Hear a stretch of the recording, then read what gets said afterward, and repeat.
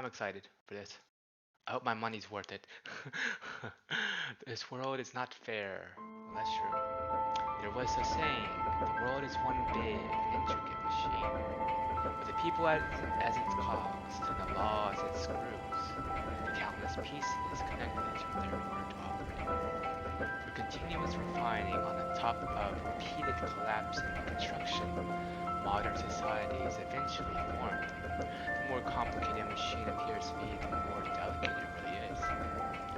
One loose screw would stop the whole thing. One failed detail would lead to a collapse. Therefore, must be ever vigilant and watchful with every single problematic piece. Mommy needs to head out and take care of something, so have dinner without me. You can eat whatever you like. If Daddy calls, just tell him I'm in the class, okay? The laughter of an unknown man, hurried footsteps, the sound of an engine starting. It was at that moment I heard the sound of dissonance from the machine. Huh? Well, that was a great intro. It was very cold.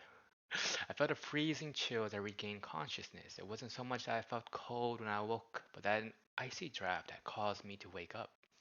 As I opened my eyes, they were met by darkness. All I could make out was that I was in some sort of small room. This place was unknown to me. It wasn't my room, nor was it the hotel. My head hurt as if I had a hangover. I tried to stand up in order to find some sort of light switch. All I felt from my leg was numbness. Where the smell of cigarettes and mold in the air was nauseating. As I fought to regain my bearings, I realized that something was not quite right. What happened to me? A sense of unease overcame me. I tried to calm down and organize my thoughts. I recalled that I was on my way home from cram school. Finally up, rich boy.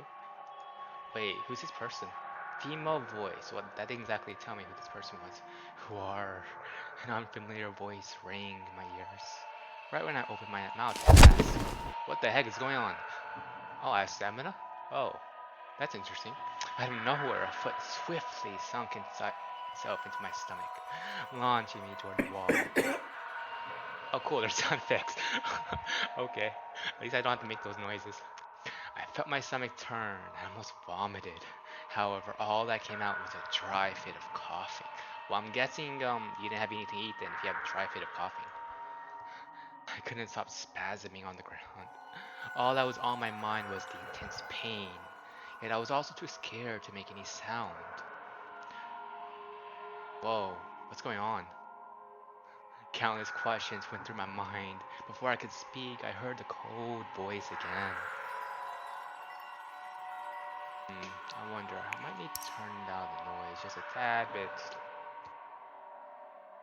Wait. Okay, I think that's a little bit better. Who gave you permission to talk? There was no change in her expression as she watched me struggle. There was nothing but a look of pure animosity in her eyes. You better keep your mouth shut.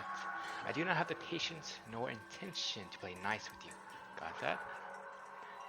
I struggled to stand up, then came to the shocking realization that my limbs weren't numb.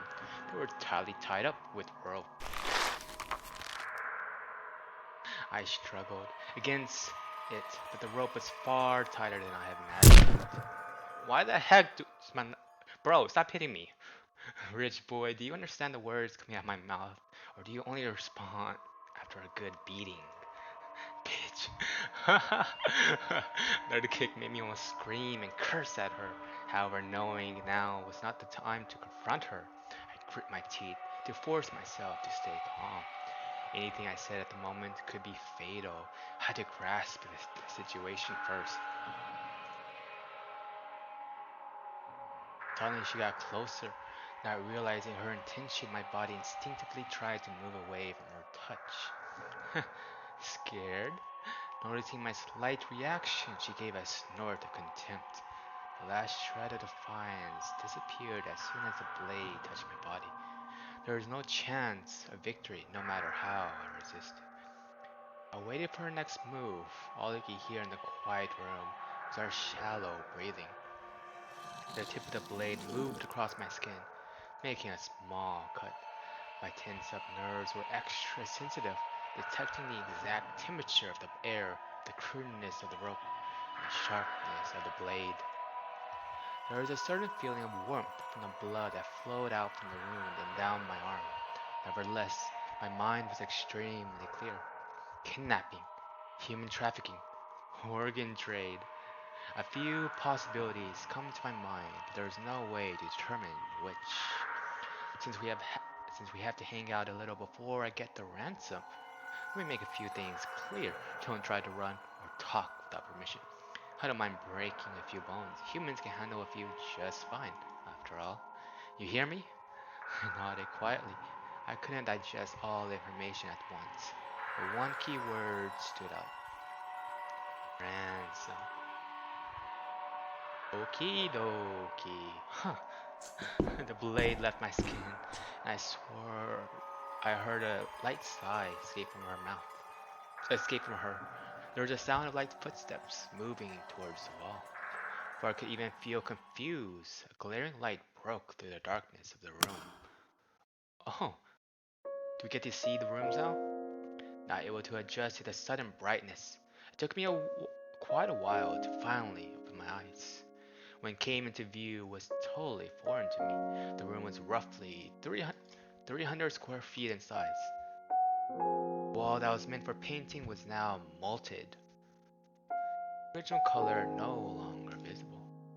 Time had its way with the room, causing everything to be decayed, be it the wooden chair, desk, or bed. The resulting smell of mold in the air was reminiscent of ruins you'd find in a movie. Okay. The owner of this place stood near the window with a taunting smirk on her lips. Never lived in a place like this, did you, rich boy? The words were clearly provocative. Bearing the burning pain, I tried to observe her through the lamplight. She was a young-looking woman. She wore a dark overcoat and a scarf, her shoulder-length hair casually scattered behind her back, with bangs almost covering her eyes. Surprisingly, she wore no face mask or helmet, nor made any attempt to avoid my staring. She didn't seem to mind her face being seen. She didn't have the stereotypical look of a criminal, despite a hint of unease on her meager face. There wasn't an ounce of guilt within those dark brown pupils of hers that stared straight at me. You know what? I hate people like you. Why does she hate people like us? She was talking to herself, ignoring how pale my face was, making no attempt to elaborate.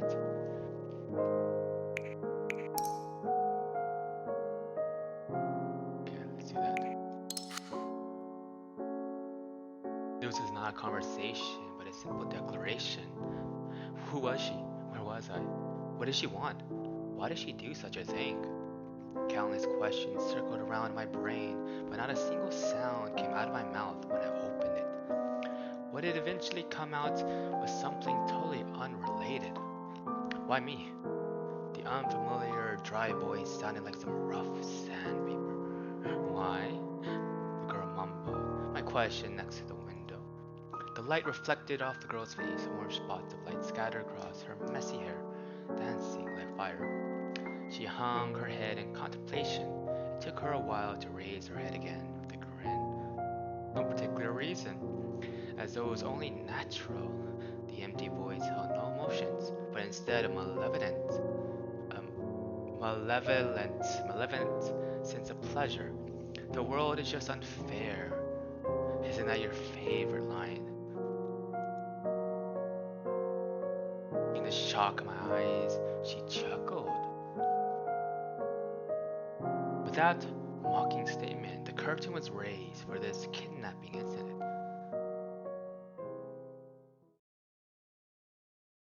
Oh, oh, got an achievement. Kidnapping. Oh no. Day one, kidnapping. Oh, look like I could save. Auto save. Wow, there's a lot of these save points. Okay. Let's go. No, no, no. Here. Cool. Save. Alright, with that mocking statement, the curtain was raised for this kidnapping incident. Okay. Let us go to the next part. The day 2, I guess. I stood in the world of darkness. There was no sky or ground, only endless darkness. A dream. I realized I missed all the fuzziness that I was in a dream, yet I couldn't control my thoughts. The intermittent noise was annoying, like a radio with poor signal. Suddenly, the ground began to slowly sink as if it were quicksand. I tried to move my legs, but realized I couldn't move. My heels, my knees, and then my arms. Darkness gradually devoured my body. I heard that vivid disdain before my vision was overtaken.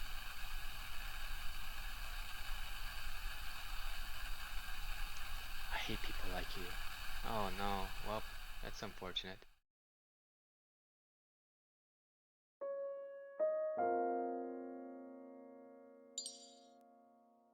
Got a new note. The situation, what time is it? I couldn't tell the time. I need to escape. Untying the rope was my only option. I have a little over half my stamina. Okay. Alright. So then, the only existence were the doors and the windows. Was there really nowhere else? Oh, the only exits, not distance. I should try to converse with her. A better relationship could be beneficial. Whoops. Nope. There we go. Maiden. A girl with long hair and sharp eyes. She didn't seem to be older than 30. Her pale skin didn't appear to be healthy. She wore a clearly outdated overcoat and scarf. I still don't know who she was, if only I could get her name at least. Why did she pick me as the target? Okay. Still half asleep. What the heck? Still half asleep. I opened my eyes. The room before me was still the same unfamiliar one. So it wasn't a dream. A long sigh couldn't relieve the depression in my chest. My heart sunk to the pit of my chest. Uh, what the heck? What the heck? I was kidnapped. Bro, isn't that from an anime? I totally forgot. There's a freaking anime with a freaking hammer with the bunny girl. I forgot the anime name. Okay. No, that's not what I need. Did I miss something? What was their objective? What should I do?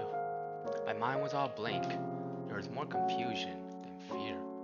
It's been said that in the presence of a threat, you either become petrified, try to flee, or try to try to fight. Reflexively, stopping your action to avoid catching predators' attention was probably the best way to describe how I felt. I tried to pull the rope, but nothing happened. The headache was hard to bear. The pain medication I usually kept on me was in my bag, which was out of reach in my current state. Damn it. My mind didn't get clear after sleeping. Everything that happened yesterday still felt like a dream, but the reality of it was right before my eyes.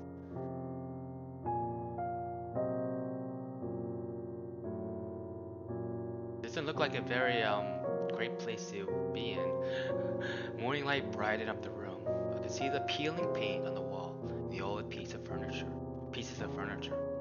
There was nothing but decay, as though it was untouched for a long time. Was it an abandoned, empty house, or did they actually live here? The kidnapper was nowhere to be found. I couldn't hear anything, thus couldn't tell how many people were around. Perhaps shouting for help might catch someone's attention, but the kidnapper might also be right outside the door.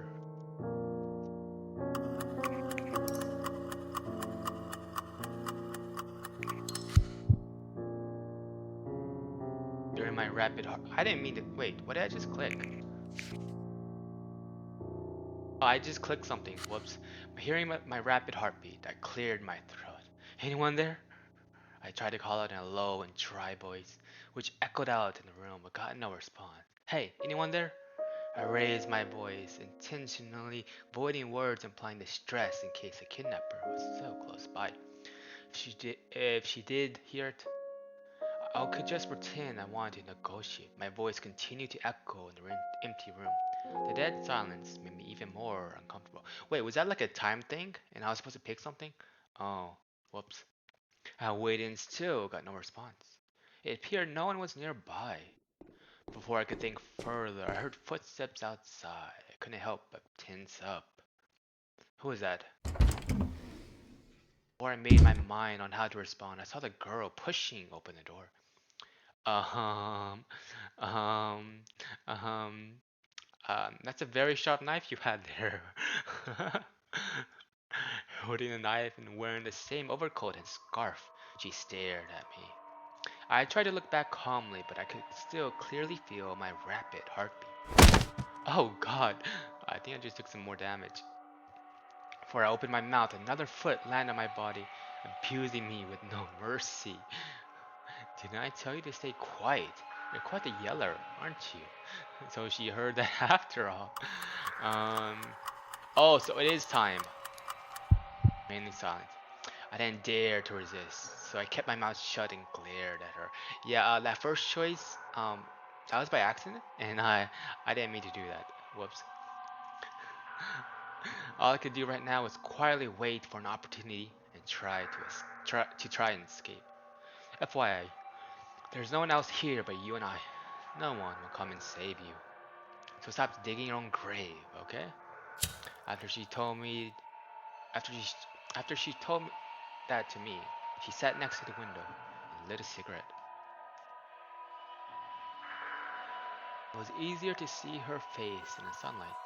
Her neglected long hair was messy, and her long bangs almost blocked her vision.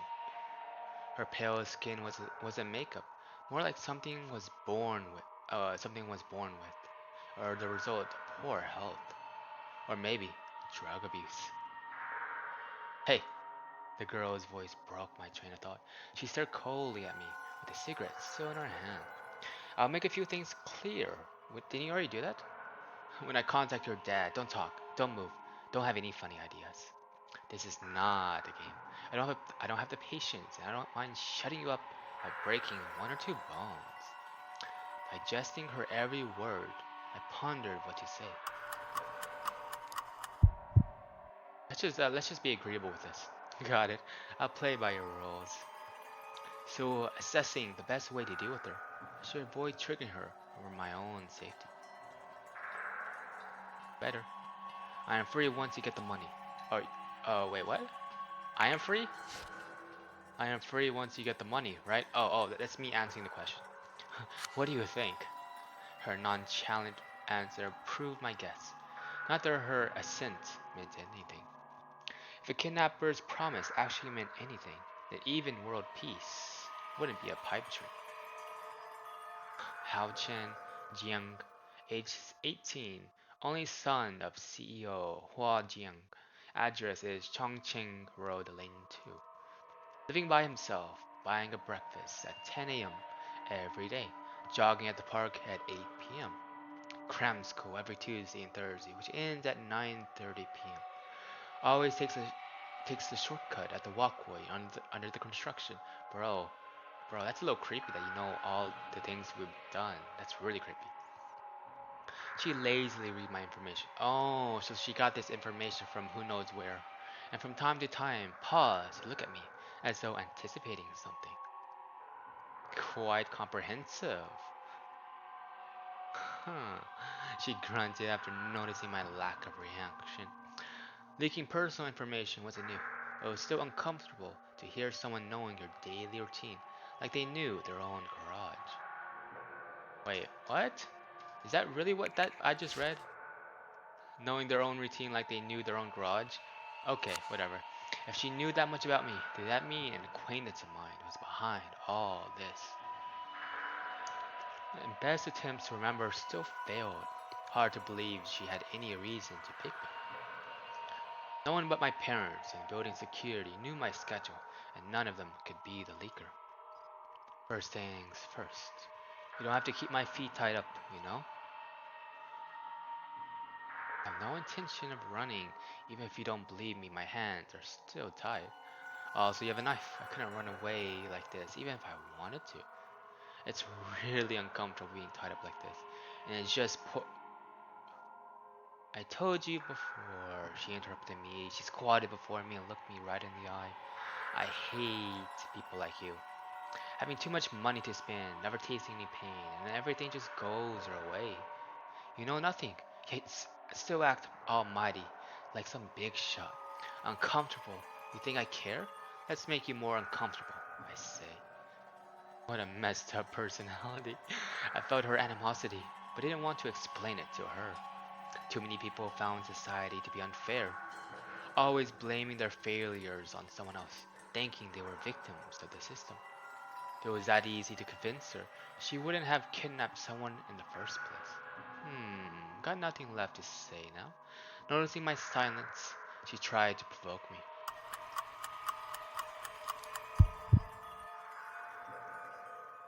What are you talking about? I knew I shouldn't try to argue with her, but I couldn't stop myself. I just couldn't tolerate such an extreme take on things. If I let her keep going, she might think she was on to something. I don't know anything about you, yet you think you know everything about me. My words went straight for the fallacy of her logic. I couldn't help but laugh. If you just want to take it out on someone, say it. Stop making it sound like everyone owes you. Oh, am I gonna die before I even finish this? Shut up.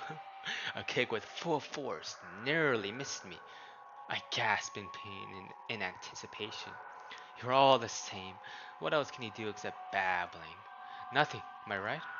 I smirked in despise, staring at her face, twisted in anger. Oh, we got a new note. So what now? Remaining actions 3. Action mode. Here you can choose various actions. When your action points reach 0, the next phase will begin. Okay. Um, Nothing new. No, Maiden. Her animosity against rich people made it impossible to communicate with her. Well, we learned something new, I guess.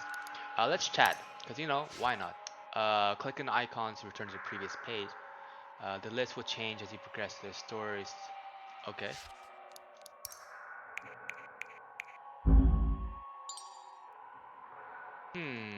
What's her name? The girl was staring at her phone and didn't hear my question, so I repeated it. Wang Yi, she carelessly said 2 syllables, before suddenly shutting up. She raised her head and looked at me cautiously. Say again? I secretly remembered the partial answer, but acted as though I heard nothing. You think I'll tell you just so you can call the cops later? Maybe. How should I dress you then? Hearing my response, she burst into laughter. How do you dress me? Are you out of your mind? You can dress me any way you want. I'm not here to make friends. Oh, okay, okay. Well, can you untie me? Why? So you can escape? No, it's quite uncomfortable to stay in this position. The way my hands were tied up and pressed hard against my body made it not only difficult to escape, but also kept me from even resting comfortably. I couldn't even feel my hands from the numbness. I wonder if I could be if it would cause some problems if I stayed like this. Please, I can't escape without a weapon, and I'm not dumb enough to risk my own life. Seeing no response from her, my tone got more and more direct. Comfortable? She raised an eyebrow. How about a blanket and a cup of coffee? Plus a few novels. Help you kill some time. Yes, no sugar please. Oh no, you find that funny? Looks like you still don't get it. Oh yeah. Whoops, I want to do that. Probably shouldn't have though. She walked over and pointed a sharp blade at my chest. I kind of lack a sense of humor and don't want to waste my time, so shut your yap if you want to go home in one piece. Hearing the threat in her words, I shrugged non-committally. She really did lack a sense of humor. Okay. Well, she definitely did not like that.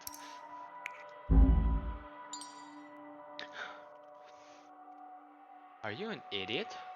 Money, of course. Do you think I enjoy kidnapping people? She grunted in disdain, then her mouth broke into a naughty smirk. Of course, teaching your type of lesson feels good, too. Otherwise, you would think the whole world revolves around you. Her words were still aggressive. I still had no idea why she was so mad. Everything else aside, just the fact that I didn't even know her in person made it bizarre that she had such a grudge. So what happened after you got the money? That's a great question. Kidnapping is naturally for money, but money for what? Will they ask for more? Escape abroad? And most importantly, do they intend to let me go? What do you think? She raised the corner of her mouth and returned the question. Her non-committal smile was creepy. It's none of your business. Anyway, you just pray your daddy pays up soon. That amount is nothing to you, right? I hope so too. Bringing this up covered my mind in shadow, but I couldn't do anything about it. Oh no. What's going on? I wasn't sure how much time has passed, and I had grown hungry. My head still hurt a little. My tied up limbs only made me moody. She just sat there, staring at her phone. She kept dialing some numbers with an anxious expression. Why didn't you eat something? Not hungry. Did you already eat this morning? Does she not have food? Just cut to the chase and stop beating around the bush, will you? She replied coldly, staring at me with a certain annoyance. Hey, chill. Oh, I don't think that was the right answer. Keep babbling, I dare you. Oh no, after another kick out of nowhere, she looked down on me mercilessly. You want money, right? How much? None of your business. I tried to negotiate with her, but she just looked even more annoyed. Oh no. Look, if you let me go now, all my money is yours. All the cash on me and in my bank accounts. That should work, right? I will say nothing and pretend this never happened. I live by myself anyway. No one will suspect if I just say I took a walk. Shut up. You think I'm a fool. Why should I believe you? You think you can talk your way out of this? Maybe, maybe not. Just shut up and wait for your daddy to pay. She snorted and showed no interest in my proposal. What if he won't? He will, she interrupted me, raising her eyebrow in response. You will be in real trouble if he doesn't.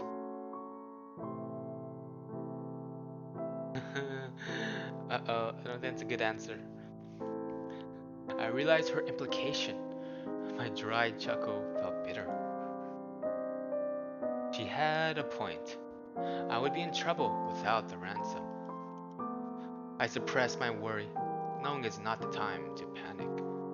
My priorities were collecting as much information as possible, replenishing my stamina, and finding a chance to escape. Can I have something to eat or drink? I haven't eaten anything since yesterday. Oh, the rich boy is already hungry after skipping one meal. Yep, I admitted without his hesitation.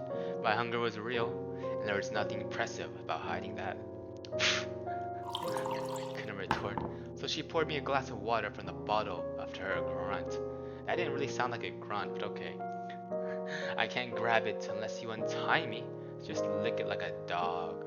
I tried to convince her to loosen up the rope, but she had no intention of doing so. Well, I got a drink or I'm gonna die. Then please hold it still. Seriously? Noticing I would do as she suggested, she sounded surprised. Wasn't it your idea if you don't want to? You can just feed me yourself. Not breaking a sweat, I replied coldly. Pride was not edible, and I had to keep my strength. Why, you? I was used to it. If someone wanted to insult or enrage you, just accept it plainly. People are like cats. They don't show interest in toys that don't struggle. Don't move. No longer composed, she moved closer to me with water in her hand. What are you? I was pressed to the wall without finishing my sentence. She bit my head and forced the water down my throat, like some sort of torture.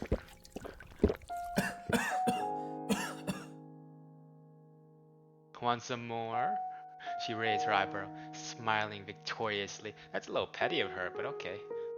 Of course, she does have me as a hostage, so I guess it sort of makes sense that she would want to do that.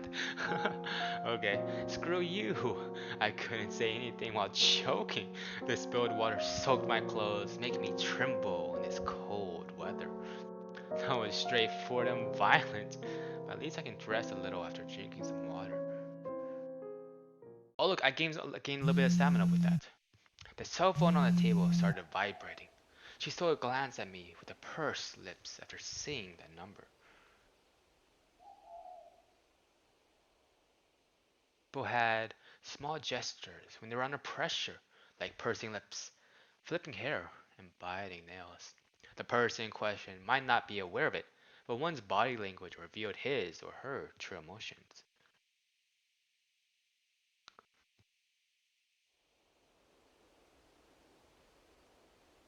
Stay here and don't you dare make a sound.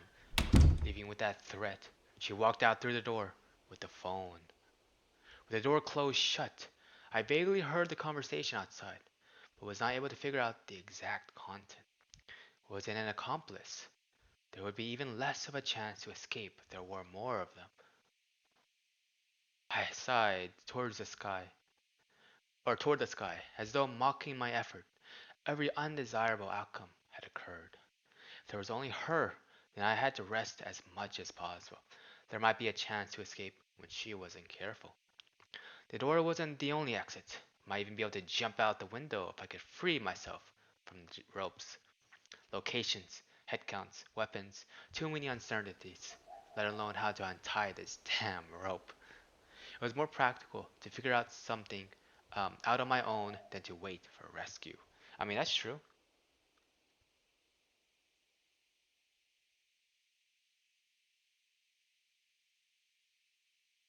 It would have been ideal if I could persuade her to let me go. I absolutely could not trigger her before I was prepared. At the very least, I should get her to drop her guard to facilitate my escape.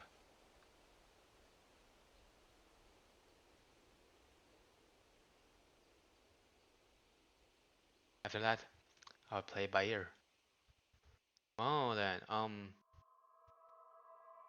try to find something useful when she's not around. Okay, so we have three actions which we can do. There were a few areas that we found out about her. I still didn't know who she was. If only I could get her name. Well, we tried to ask for her name, and we got it. I don't know why they didn't give the answer to us, but okay. Um, okay, let's see. It's a new one. So her last name was Huang. Oh, okay, I see it. It crossed out and it added a new one. Okay, I see. I see how they did with that. But I still had no recollection of her. Hmm. Okay. So let's go and observe the area. Um, Observation mode. Going back to previous page. Click on the icon to change view, and then when the cursor changes the eye. Okay. Here we go.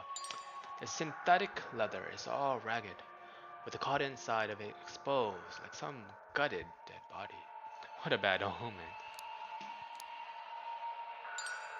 The rectangular wooden desk.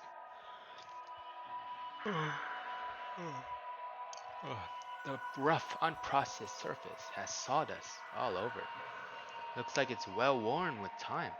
I wouldn't want to pick it up even if I found it at a recycling center. It's a simple wooden chair, unpolished, just like the desk. It is quite rough. It was quite rough, as though it was actually made by hand. My head hurts, and my body feels like like it's burring up. Wait, what's burring? Is that just me, or is that some random what? I need to look up what that word is. B-U-R burring. Because I had never seen that word before. It means marked by flames or intense heat, characterized by intense emotion, passion of immediate import, urgent, the active process of consuming by fire.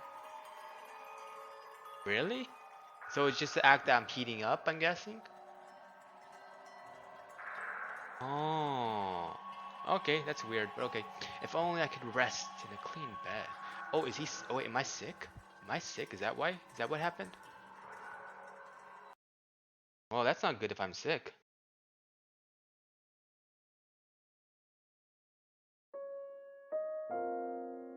Sunlight shone through the window at a certain angle, adding some dyna, wait, what? Dynamism to the dark room. Even the moldy smell seemed to be much fainter. Damn it! The girl walked back and forth in the room, anxiety clear on her face. Why is she like that? That doesn't make sense. Did she not get the money or something? Is that why? Huh. Okay. Your dad doesn't believe you're with us. What an idiot. He probably thinks it's a scam. This outcome was only natural. Even I would not take this sort of call seriously. His baby boy will suffer if he doesn't come around soon. Oh no, what's so funny? You think I won't lay a finger on you? She frowned upon hearing my laughter, and then took out her weapon, threatening Ingling. No, no, it's just that I'm not that important to him. What do you mean? Noticing how odd my statement was, she raised her eyebrow and followed up. I haven't contacted my family for a long time. Our relationship isn't as close as you may think. Ever since I got kidnapped, I've been I've been wondering if I should tell her that or not. I was a poor choice for a hostage. Maybe she would let me go or silence me instead. However, it was only a matter of time before she found out, and so might as well have been transparent here. Why? Rebellious phase or something? He's self-centered, or maybe just a workaholic. My complicated family relationship was hard to explain in a few words. I was deciding how to piece my sentences together to answer a question. He spends half a year abroad and never cares about the family. He will work till midnight, even when he is back in Taiwan. I don't even see him that often on holidays. It's always about the company. It's all for the stakeholders and employees. Blah blah blah. In my opinion, it's all for his own ego. Whether it's my graduation, birthday, or even car accident, he never showed up. Not even a single damn call. Clearly, his job is far more important than me. Well, I mean, sometimes you have those people, parents, unfortunately. He probably wouldn't even know about the accident if not for the hospital calling an emergency contacts. I tried to shrug, but my tied up hands made it impossible. Anyway, he doesn't care if I'm dead or alive. He might even feel relieved about me getting kidnapped. Sorry about that, but you would have been better luck with his secretary. Oh, most likely. Hell, if you let me go now, I can even tell you his secretary's number as a bonus. I proposed to her half jokingly, yet her reaction was unexpected. She didn't open her mouth, instead just looked at me coldly from aside the window. You think that's funny? To my surprise, she walked to me while flipping her hair. Why did she flip her hair? You think you deserve sympathy? You want me to pity you? Oh no, she's getting physical again. She grabbed my collar and pulled me so close I could feel her breath. Car accident, hospitalized. Your dad didn't give a shit about you? Be fucking grateful that he didn't leave you a pile of dead. You think everyone has a happy family? School, meals, a home, so many things you take for granted aren't the case for us. Stop acting like some victim. You know nothing. You just want me to. You just make me want to puke. Oh no. Well, unfortunate. Every word was delivered clearly. Her voice contained a certain indescribable weight. Seeing me not responding, she let go of my collar and spat on the ground angrily. I'm wasting my time, realizing she might have spoken too much. She turned her head away and returned to the window like a bursted bubble. Oh, that didn't work. I sighed lightly. Things wouldn't be that easy after all. It was true. I wanted to win her pity. But that was no lie either. Father always working and mom never home. That's the image of my family. Every time I was home, all I could see upon opening the door was the vast, empty living room. I noticed how big the house was. So big that I could feel only emptiness. I breathed out, raised my head, and looked at the small part of the sky from the window. The only lie was that I no longer felt hurt by it. Okay, well, this is a very dysfunctional family, or not too dysfunctional, I guess, but it's one that it doesn't really have such a um, happy family life for this poor kid. Uh, or wait, when he was a kid, of course. I think he might be adult now. Already, hunger. Night came, and I ate nothing but some crackers. Well, you should be grateful that she had crackers. Jeez. I never knew starving could be this uncomfortable. She didn't seem to eat anything either. She was either staring at her phone or smoking while looking out the window. There were a few phone calls, but they were all made outside, so I couldn't hear them. I didn't know what they discussed, but it appeared the negotiation with my family was smooth. Um, After all the hesitation, I decided to ask her, "What? I need to go to the bathroom." Oh no, well, you know this is eventually gonna happen, dude. Or girl. She stole a glance at me, but acted as though she heard nothing. I said, "I need to go to the bathroom." I repeated myself. This time, she slowly turned toward me. You she probably didn't expect my physiological needs. I think that's how you say it, physiological needs.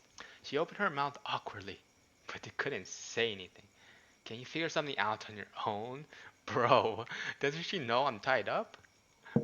Clearly the type that got angry when having nothing to say. She turned her head with a stern face, knocking on the desk with her knuckle. Realizing this might be a chance to make her untie the rope, I grew silent. Not knowing my plan, she acted carefree, but kept stealing glances in my direction.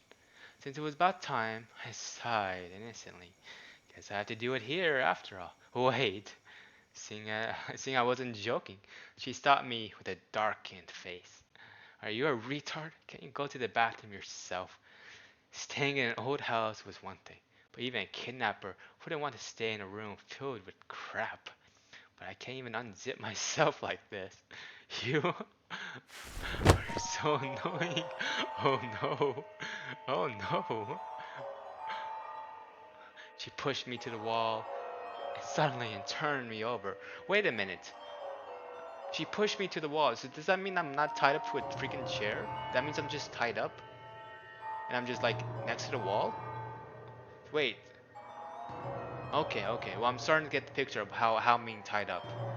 What on? I panicked.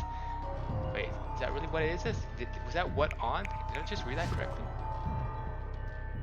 I don't understand why that was what on, but okay. I panicked, not seeing anything. I tried to turn myself back, but only heard a cold voice next to my ear. Yo, Japard, what's up? Hi, hi. Hello, hello, welcome to the stream. Be quiet. She pressed my body with her elbow, and I felt a cold sensation in my back. No question about what that was. Not talking. Oh, no talk. Ugh, no talking. No struggling. If you move, I stab. If you yell, I stab. Well, I don't think you got new game. This one I've heard before. Yep. It's called A Light in the Dark. It has high reviews on Steam. It's a light novel. Yep. I was trying to pick a game because I decided to play that horror game, but then decided that game's not that great, so I refunded it. So yeah, after playing for like 30 minutes, I was like, nope, I'm done. Anyway, She wasn't going to castrate me, was she? She knew that even without my genitals, I still need to go to the bathroom, right? Uh, struggle. I'm probably gonna get beat up. Wait up. Oh, she literally slashed me. What the hell? Ouch. The knife sliced my back before I finished the sentence. I yelped out of pain. Didn't you hear me? No, talking. She pushed me hard against the wall, limiting my movements with her weight. I obediently shut my mouth, waiting for her next move. Suddenly, the restriction on my hands disappeared. Oh, it was quite a relief, both mentally and physically. My hands were finally free. Now I felt like all of my energy was used up. I never thought moving freely could bring such happiness. Even my shoulders and neck feel much better. If I could move my hands, my chance of escape was much higher. Raise her hands, as though she saw through me. I saw the sharp knife when I turned around. Eh?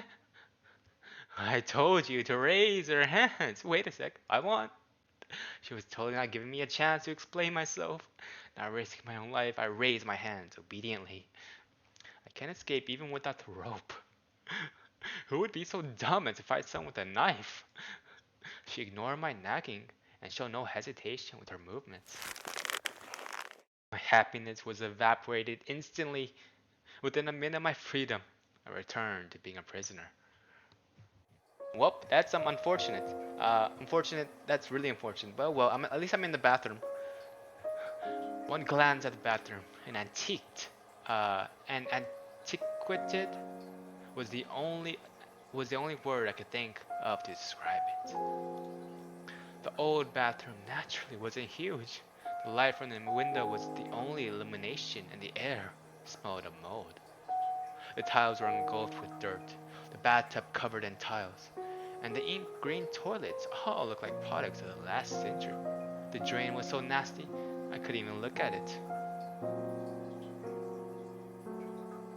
I tried to make a face in the mirror, but the reflection was so blurry, I couldn't even recognize myself. My effort to tear the rope was in vain. I moved my hand back and forth, but I couldn't remove it without some tools. If I could find some sort of sharp item, like a razor or a broken tile. Done yet? You better not have any funny ideas. Hey look, there's a window. Do you think we can escape? I mean, I feel like we can escape that window right there. Maybe that's just me. Almost done. She sounded impatient. Outside the door to avoid suspicion, I chose not to stay too long. I prepared to leave after finishing my business. Bathroom breaks were the only time I was by myself. If only I could find some weapon. Aha! I twisted the faucet. Surprisingly, there was still running water. Oh wow, that's cool. Interesting. Upon exiting, she immediately moved closer in case I was hiding something. From the rope to my pockets, she didn't miss any detail. There's nothing, really. Even the body search, she didn't seem to remove her suspicion of me, as though there was no way I could be this obedient. I'll be fine if I cooperate, right? I'm not brave enough to risk my life. You better not be. You're the only one in trouble if you try to escape. If the rope can't hold you, I wouldn't mind breaking your leg. Dang, how many times have she threatened us? I should definitely just like get a counter or something. Like how many times have she threatened to do physical harm with us? Dang. Making that final threat, she returned to the window and lit a cigarette. Bro, how many cigarettes is she gonna light? She tiredly supported her head. What's her problem anyway? I don't know why, but from what I can see, it looks like blah blah blah. We know that her name is Huang, but we don't know why she picked us as a target for as a hostage. But the thing is, she has an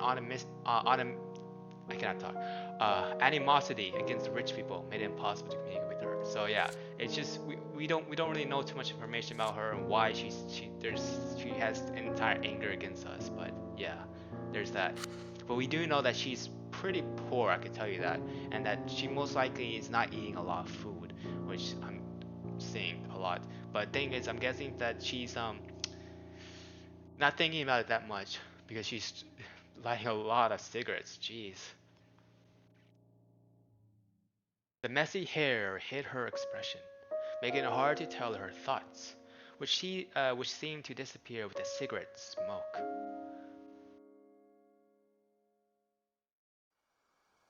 Hey, she recklessly went through my cell and asked suddenly, "Why don't you have your mom's number here?"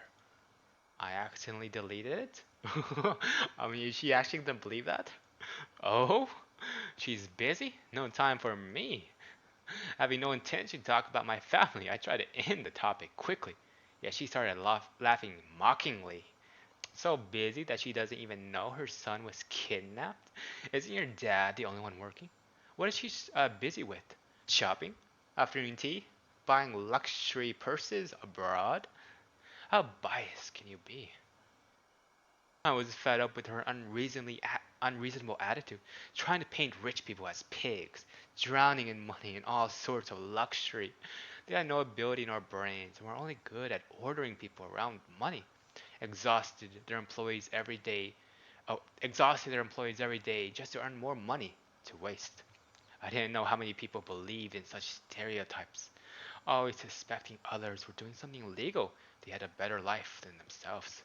They didn't ponder the reason behind those differences, but simply lamented the social injustice and cursed others' success. Such blinded hatred of the rich was simply laughable. All these claims of "they're just lucky and rely on their parents. I could do the same if I were rich," were just to propel forward their self-righteousness. Biased?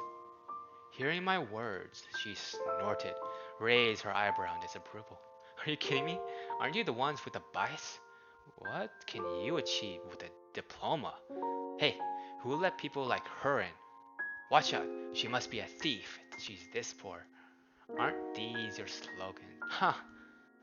After her lively imitation, she burst into laughter, a voice filled with self-deprecation. I would like to know what I've done to deserve all your bias. Her tone sounded like one who had been through much discrimination. I wasn't sure what sort of experience had led to such an extreme mindset.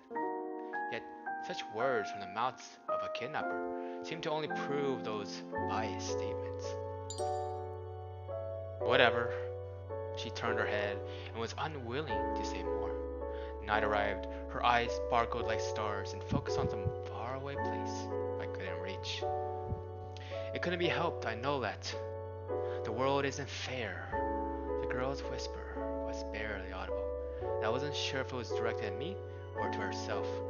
It echoed within the room like some spell stayed for a long time.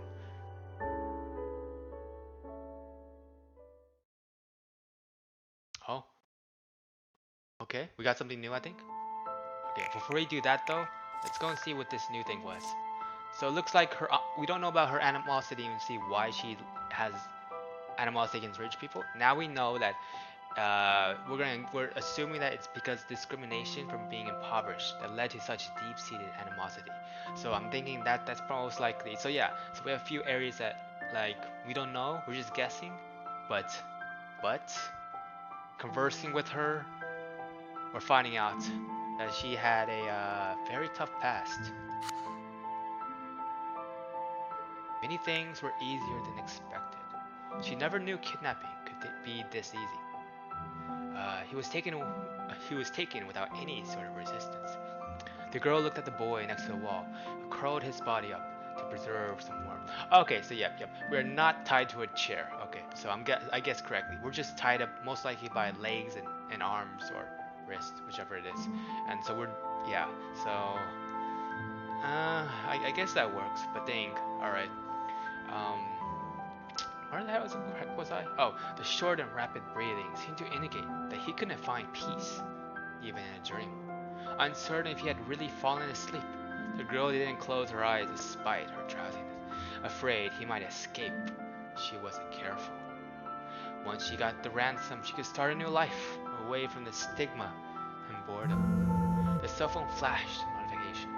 Some hesitation flew across the girl's face, but reverted back to the same look of sternness. She had long decided that it didn't matter what it would take. So long had she lived for someone else, it was time to fight for her own right. Oh, so long had she lived for someone else. Okay, I read that correctly. I don't know why. I feel like when I read, I sometimes like it's to the point like I don't even know what I just read, and so I need to go back sometimes. All right, so we finished day 2. I actually don't know how many days there are in this game. I have it planned to be for 2 days, which is basically 4 streams or 2 streams per day. Anyway, um, if it's longer, I'll extend it. If it's shorter, I'll go find another game to play, I guess, and I'll have to update my schedule again. Yay! Anyway, let's go and save this real quick. Wow, I cannot even see this. What the hell? Okay. Oh, that's interesting. It's darkened until you click it and it's lightened. Okay. Cool. Alright, see. Where are we at? So we are at day 2. Um, we do have figured out that she's an impoverished girl. She beat me up in day 1, so I lost a crap ton of stamina. Whoops. But hey, we got a lot of information. Oh, we got a new note. What is this new note? I couldn't rest with this cold weather. If only there was something warm. Oh no, so cold. I didn't feel better after I slept. Instead, I felt even more tired. I was hoping to find a chance to escape when she fell asleep. However, time passed and she didn't show any sign of closing her eyes. I couldn't help but fall asleep first. The last thing I saw was her lighting another cigarette. My body must have really been exhausted if I could fall asleep like that. Wait, who's this? Is that her?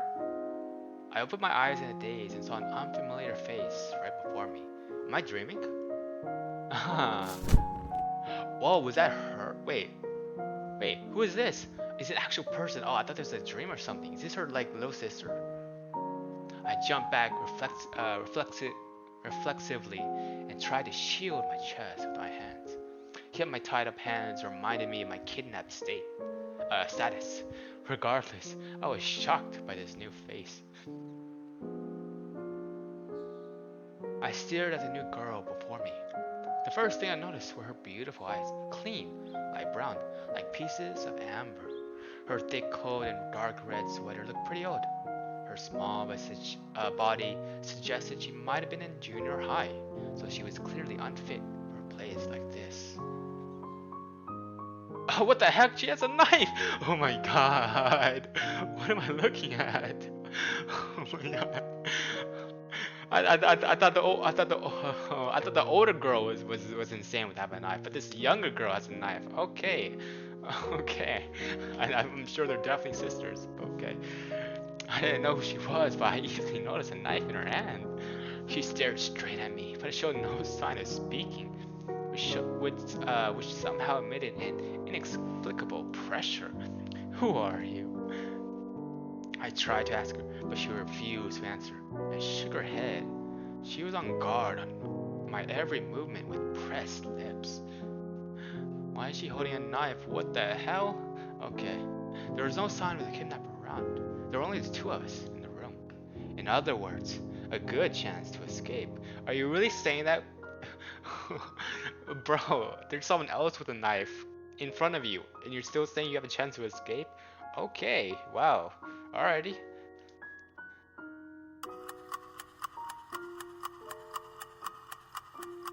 In other words, try to struggle. We're gonna go with this answer. Pulling the rope right and left, I noticed there were some gaps despite how tight it was. It might loosen up if I pulled a few times more. If only I could rub it against something sharp. Don't move! Hearing her nervous voice, I raised my head and saw her pointing a knife at me only a step away. A thought crossed my mind suddenly. Could I push the rope in her direction as she stabbed? Would that cut the rope? Bro, that's some dangerous thoughts you're having there. What if you like mistime it and you get stabbed? Oh my god. Bro, he's really taking his chance just to do that, just to try and escape. Okay, okay. Let's see if he actually does it and succeeds. Or I'm gonna try and just do that. We're gonna do try. I'm sure we're gonna fail though. I shifted in her direction as planned, carefully observing her movements. Don't get any closer. My exhausted body couldn't move at will. I was too late when trying to raise my hand. Oh god. Oh god, I did. Time stopped. Intense pain exploded in my chest. My vision was covered in blood. I vividly felt the scream of every muscle and the warmth of the blood. I wanted to scream but couldn't make a sound. Even breathing was painful. What should I do? All my thoughts were drowned out by pain. I vaguely heard this girl scream, as though somewhere far away. This sight before me grew blurry. Only the immense pain kept last my consciousness floating. Panic, fear, pain, all these sensations slowly left me. So, this was it. No answer. I slowly exhaled, my last breath letting the darkness engulf me. Oh no. Yep. I realized I want to take the chance. Oh, I got an achievement. Chose death. Yes. What a great achievement. Okay, we're gonna do that again. I'll go to the autosave. Continue.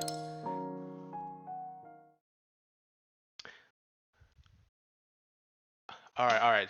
So, no. We're continue. Um, I'm gonna speed through this, or let's see. Yeah, let's skip this real quick. Nah, I'm gonna speed through this. Oh, wait, what? I have to click this every time? Bro, what?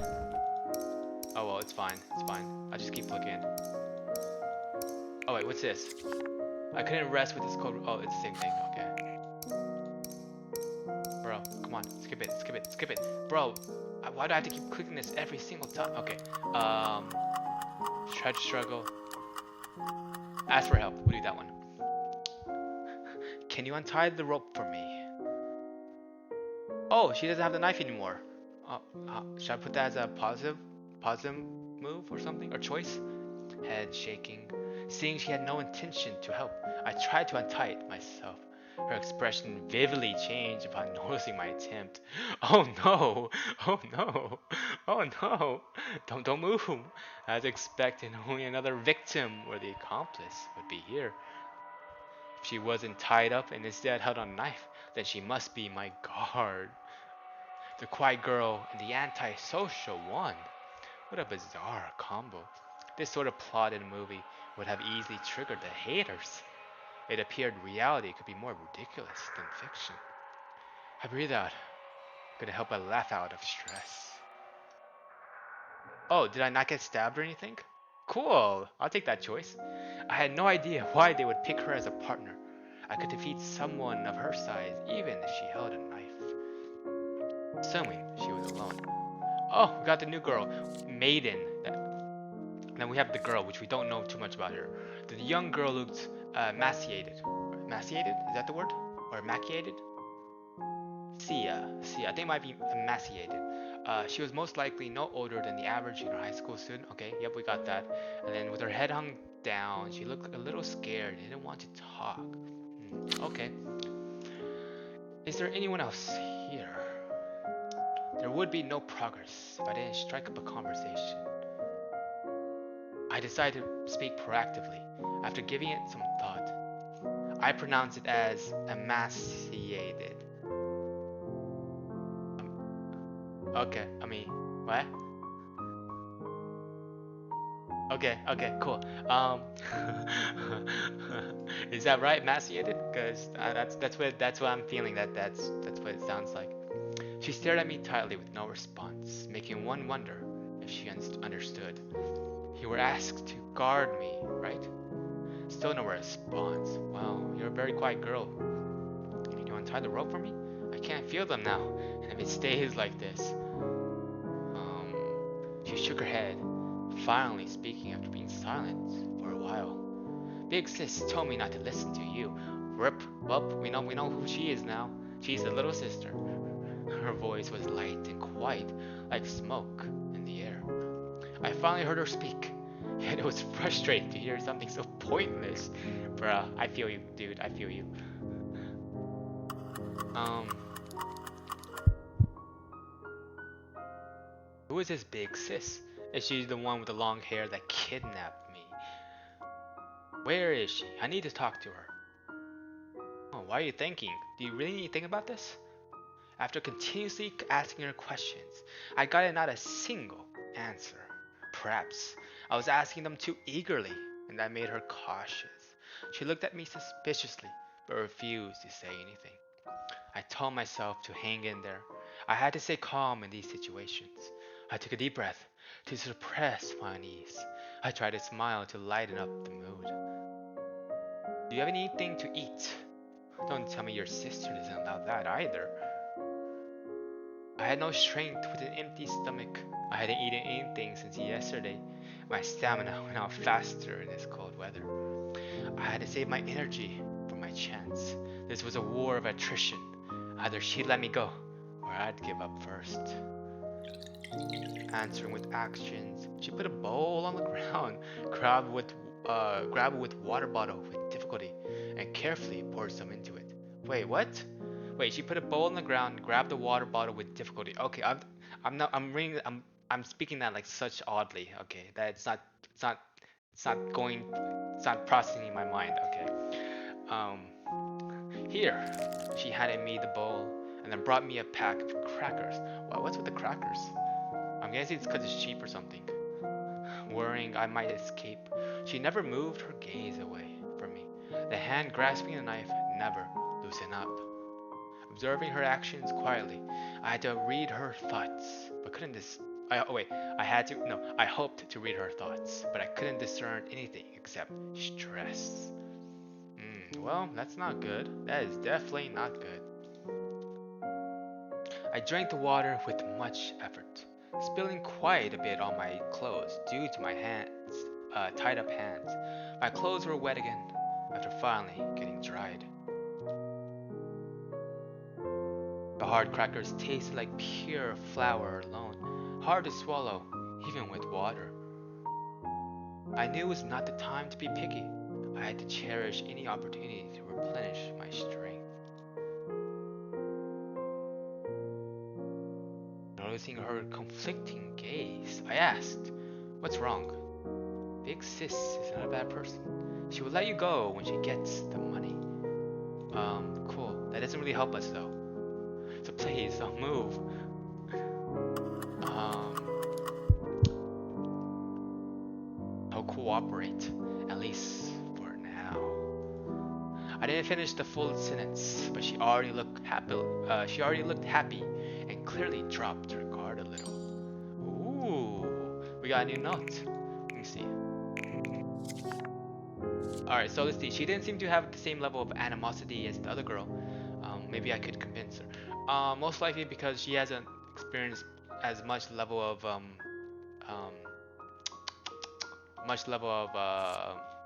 discrimination because she's still young. Um, but eventually though, eventually if she grows up, she's eventually gonna become the same as Maiden, the older girl. Let's see. She believed her sister would let me go once she got the money. If only things would go so smoothly. I know, I know. She's being a little naive here. It doesn't always go smoothly. Of course, I've never been kidnapped, so I don't know. But I'm just gonna say it never goes smoothly. Organizing information I could gather, I started to plan my next steps. Would the teacher notice something was wrong if I hadn't gone to cram school for 2 days? Most likely not. Unlikely, considering how often I skipped it. Dude, you're an idiot. That's all I can say. Unless it lasted long enough. But even the worst case scenario, they would only contact the parents instead of the police. I started to regret not having more friends who would notice me going missing. Expecting her to let me go upon getting the ransom. Would it really be that easy? I don't think so. Remembering that vague smile, I didn't feel very assured. The girl was squatting next to the wall and stared at me while hugging her legs. There was no curiosity in her eyes, as though nothing interested her here. She was guarding this place at someone else's behest. Big sis, huh? Considering their relationship, it was unlikely she planned the kidnapping. She was most likely just an accomplice, following orders. Unlike some stereotypical bad girls who smoked or dyed their hair, she looked like a well-behaved but shy kid. At least, if I hadn't met her in this situation. Dun dun dun. So, who was planning all this? Somehow I felt things weren't as simple as they seemed. There were too many points of suspicion. If they were the ones planning this. Even carrying me here should have been problematic for them. Also, the person she was contacting concerned me as well. Hey, I called out to catch her attention and tried to start a conversation. She was younger than the kidnapper yesterday, and with much less animosity. There might have been a chance to convince her. How do you get my information? She's obviously not gonna speak. You're a student, right? Do you know what you're doing? She stared at me with no change of expression. I wasn't sure if she heard me. This might be even more troublesome than the other one. I could at least guess my kidnapper's thoughts if there was some sort of conversation. I was only wasting my time here. At this rate, I don't know what she told you, but this is a kidnapping. I tried to sound more threatening to make her talk. There would be punishment even if you're underage, and it would involve your family too. Do you know that? Most likely she's gonna answer she doesn't have any other family. Most likely, it's most likely just gonna be her and her big sister. I'm just guessing here, but let's see if my guess is correct. They're just using you. They might blame this all on you. There? Wait, so there's more than one? Oh, he probably doesn't know if there's more than one. The pig sis would not do that. She abruptly interrupted me. How can you be so sure just because she was kind to you? Do you think she would still be on your side by then? Finally making her talk, I tried to push forward. Has she told you her plans after getting the money? Do you really know her? Wait, are they actually sisters? Wait, what? Big sis would not do such a thing. You are the one who doesn't know her. Oh God. I think we've sort of hit a maybe touchy spot with this. She interrupted me loudly and stood up all of a sudden with her little body shaking. I didn't expect such a big reaction. Perhaps her relationship with her big sis was closer than I thought. Of course, I don't know your big sis. I stopped for a few seconds and stared at her coldly. All I know is that she is a kidnapper. That's all that matters. Oh no, I don't think we should keep doing this. You're gonna make her so angry she's gonna try to stab us and kill us again. Liar, you don't know why. You don't know why, big sis. She raised a knife and yelled at me with her chest heaving up and down, but swallowed the word before the key part. Key. That's the word we need to go and do here. Key. Why then? Big sis is just. Oh. I mean, it was close. It was very close. We almost got the answer of the exact reasons why we got kidnapped. Facing my questioning, she lowered her gaze. Worrying she might get too agitated and really harm me, I decided to change the subject despite my desire to continue. Wow, you're just now trying to change the subject? Really? She was that close to snapping. Bro, you're insane. Especially in a situation like this. Anyway, I don't get it, but you better give it some thought. Give me a second, I need to turn on my fan. Oh God, I turned my lights. Whoops, wrong one. Did I just turn it off? Yeah. Okay, we'll put it on medium speed. Anyway, I don't get it, but you better give it some thought. Let's see. Hello? Why is this not clicking? Oh, my mouse is on screen. I coldly ended the conversation, leaving her staring at me hesitantly. No matter how much faith one had in others, no one would stay still after hearing those words. I wasn't sure how effective that was. I could only wait and see. It's not like that. Not able to retort, she squatted next to a wall in depression, mumbling with her head in her arms. Seeing her almost about to cry made me feel a little uncomfortable, but I would do anything as long as I could get out of here. Besides, they were the ones at fault here. There should be no sense of guilt involved, even if I hurt them a little.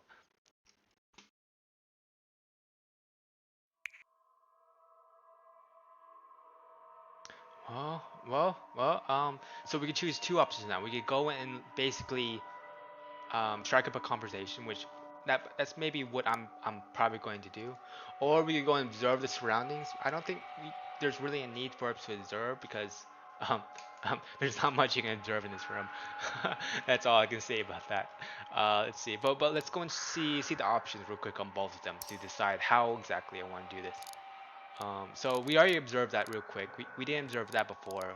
We didn't observe that. Okay, so there's a few things that we just have not observed. Up over here. We didn't observe that. Okay, there's a few areas that we just haven't observed, but for me though, I sort of wanted to go into the conversation, see what information we can go and grab though. So let's go and see. We can only do three actions, so we can only do up to three. We can't do a fourth one. So um, I don't think we're gonna be able to get anything from So Cold. So we might as well do the most basic question. Who are you? He silently looked at me, showing no desire to talk. Are you a student? I don't go to school. Well, we got actually got some information with that. Yay, she's actually being talkative. She shook her head, still not really interested in talking to me. Bro, at least we got an answer. Uh-oh, why were you doing close-up? I looked at her. She must be underage with such thin arms and a slender body. Most likely because she is hungry or emaciated. Emaciated. Do your parents know about this? Do they allow you to do such a thing? Oh, are we about to get the answer of they have no parents? She pressed her lips and shook her head, feeling the mood was too heavy. I decided to talk to her a little later. Oh, well, she didn't even say, but we'll eventually get an answer to that question. Let me see. How long have you known Big Sis? That's a good question. Are they actually like family members, or are they like just just really close friends? She stared at me cautiously, as though not feeling too happy about me saying just bad things about her big sis. You really like your sister, huh? I sighed heavily. The depression in my chest didn't lessen one bit. Yeah, she nodded without a second thought. She was only this certain when it involved her big sis. Um, what if you're being manipulated? Oh no, it took another close up. I don't want to hear that. She awkwardly turned her head to hide it behind the book. Wait, there's a book? Oh, okay. I see books. I see books. I see books like underneath that's behind this thing that's covering it. She awkwardly turned her head to hide it. Oh, I think I read that. And refused to talk with me any further.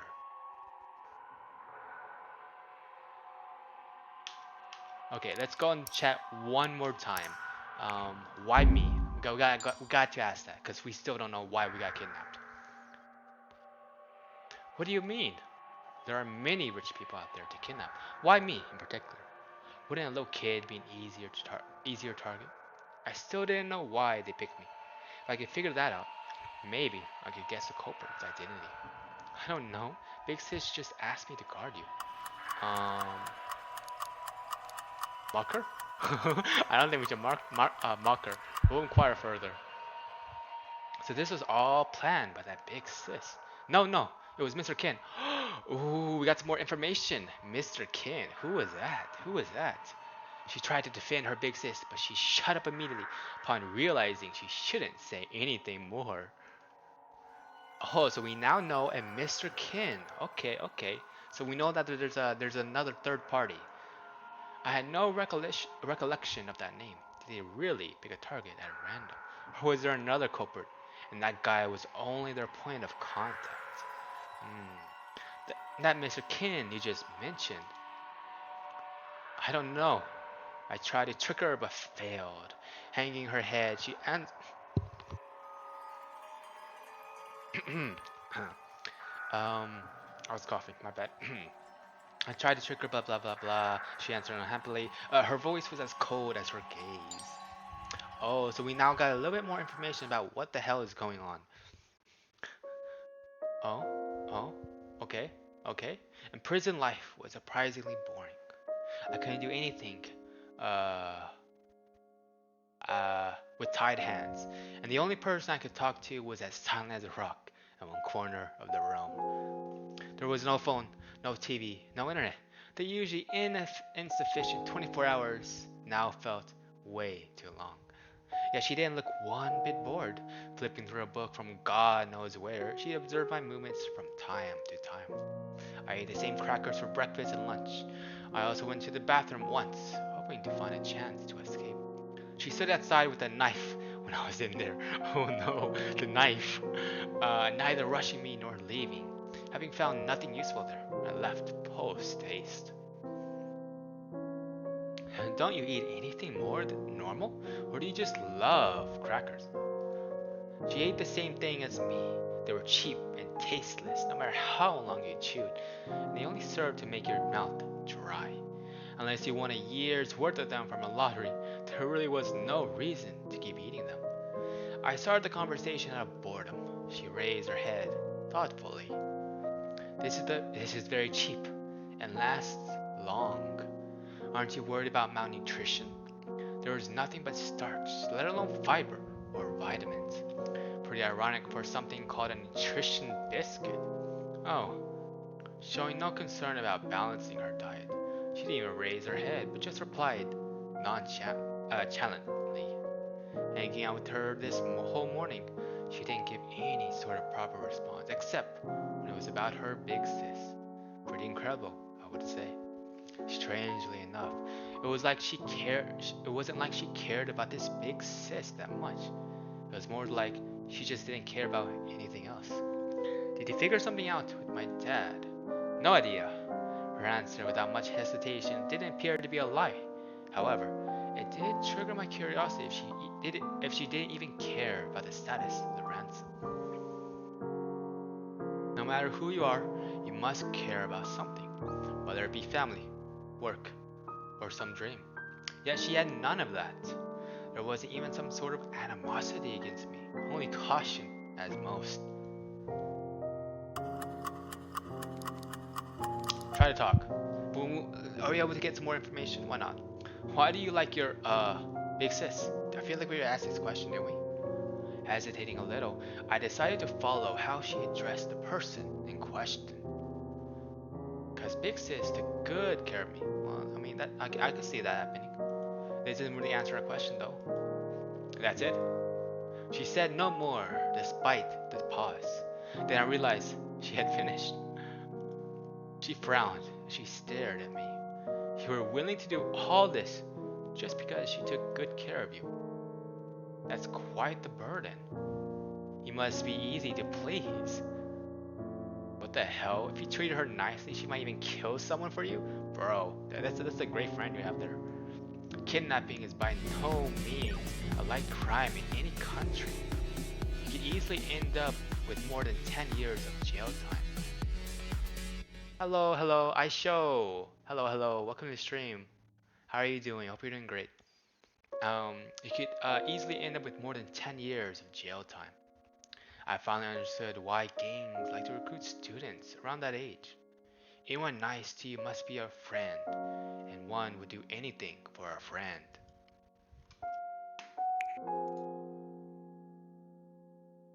Unable to retort, a bit of confusion flew through her eyes. Because Big Sis is nice, so I want to help her. Is that strange? She said quietly. Depends on what you're helping her with. It was a simple question, but with an implication. Maybe no one took care of her except this Big Sis. Many things you take for granted aren't the case for us at all. Remembering her words from yesterday, I realized they might have some real difficulties. Now, I just feel unmoving. That's really a choice. Okay, we'll put sympathy, because why not? Maybe they had their reasons to do this. As she said, the world is not fair. If only I could convince them to let me go. Ooh. All right. So we got a little bit more background information. It is day 2 noon. Okay, okay, I see, I see. Within the silence, the sudden phone vibration sounded extra sharp. Unlike yesterday, the girl picked up the phone immediately. Hello? Perhaps she was asked about me as the girl glanced at me when answering the call. Yes, it's alright. I had no idea what the conversation entailed. I could only guess from her words. Okay, okay. It was the kidnapper from yesterday. Where could she be if she needed a call to confirm my situation? Did she already contact someone to get the ransom? Or maybe they had other bases. Next to me. Alright. The girl handed me the phone. I raised my tied hands and then shrugged helplessly. She hesitated a little, then put the phone next to my ear. At this distance, maybe I could bump into her by surprise. Could probably still overwhelm her, even with my tied up limbs. Before making my mind, I heard a voice from the phone. Hello? The cold voice sounded a little different through the phone. The noisy background seemed to indicate she was somewhere outside, maybe a restaurant or a karaoke place. Karaoke? Really? Huh. Hey, can you hear me? Yep, yep. I see you're still kicking. Sorry to disappoint. She didn't seem pleased with my greeting. Maybe she was expecting me to go into panic and shiver in the corner. The more she wanted to see me in fear, the more I wanted to act indifferently. It wasn't really part of any sort of strategy, just some pointless show of resistance. You should know this by now, but I repeat it again. Don't try to run. Don't ask questions. I'm watching you, and if anything happens. She paused, then left a threat. Even if I agreed to return you, I wouldn't be breaking the deal if you lost an arm or a leg. Got it? Got it. I didn't even need to guess what she wanted to say. Lose an arm or a leg, throw me off a cliff, blah blah blah. Hell, even agreeing to return me alive was already saintly enough of her. Most wouldn't even intend to keep the hostages alive. Hostages usually got silenced after the kidnappers got the money and were ready to run. I didn't plan to believe her words from the beginning. If I played too nice, I might get killed without knowing how. Is my dad paying? None of your business. Just worry about yourself. But bullshit. How would I ask about that if not out of concern for my own safety? I wanted to ask more, but got stopped mercilessly. I am heading back now, so stay put. That's all. Hey, wait! Before I could say anything, she hung up. Oh, that's a great. Okay, cool. What a great conversation. Alright. Hanging up right after she said whatever she wanted. What a woman. Hearing the empty sounds of a disconnected call, I knew being mad would make no difference.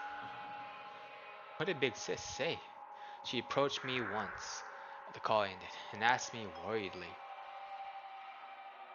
Within a short period of time, I wondered what to say. Well, you know what? Why don't we answer honestly? She told me to stay put, and she would be home soon. Oh, not showing any emotion, she simply took away the phone and sat back in the corner. I remember how the big sis sat next to the window, smoking, seemingly in thought, and also impatience. In contrast, this girl is way too quiet. And she just sat there, holding her legs together.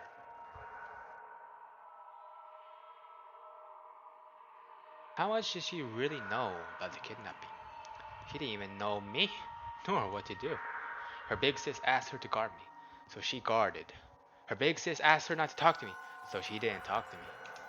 Whether it was about the outcome or the reward, she was clueless and didn't care. She just had faith in her big sis. Such blind trust was not far from stupidity. I almost felt wait, bad for her or blind for her? I think it was bad for her. I almost felt bad for her. Okay. All right. So let's see. We got a new thing for the girl. Okay, so from thing is about she doesn't have the same level of animosity. Maybe I can convince her. It's been crossed out, and we're seeing she was unexpectedly loyal to her big sis. Okay, cool. Someone named Mr. Kin was involved. Yep, we found that out. Perhaps he was the one really behind this. Okay, okay. Time felt much longer when you were waiting. I even sighed in relief when I heard a sound approach. A motorcycle engine was shut down not too far away. The closing footsteps echoed through the staircase. The noise was empty, but had a certain rhythm. There was no elevator. Was this an apartment? Or some privately owned house?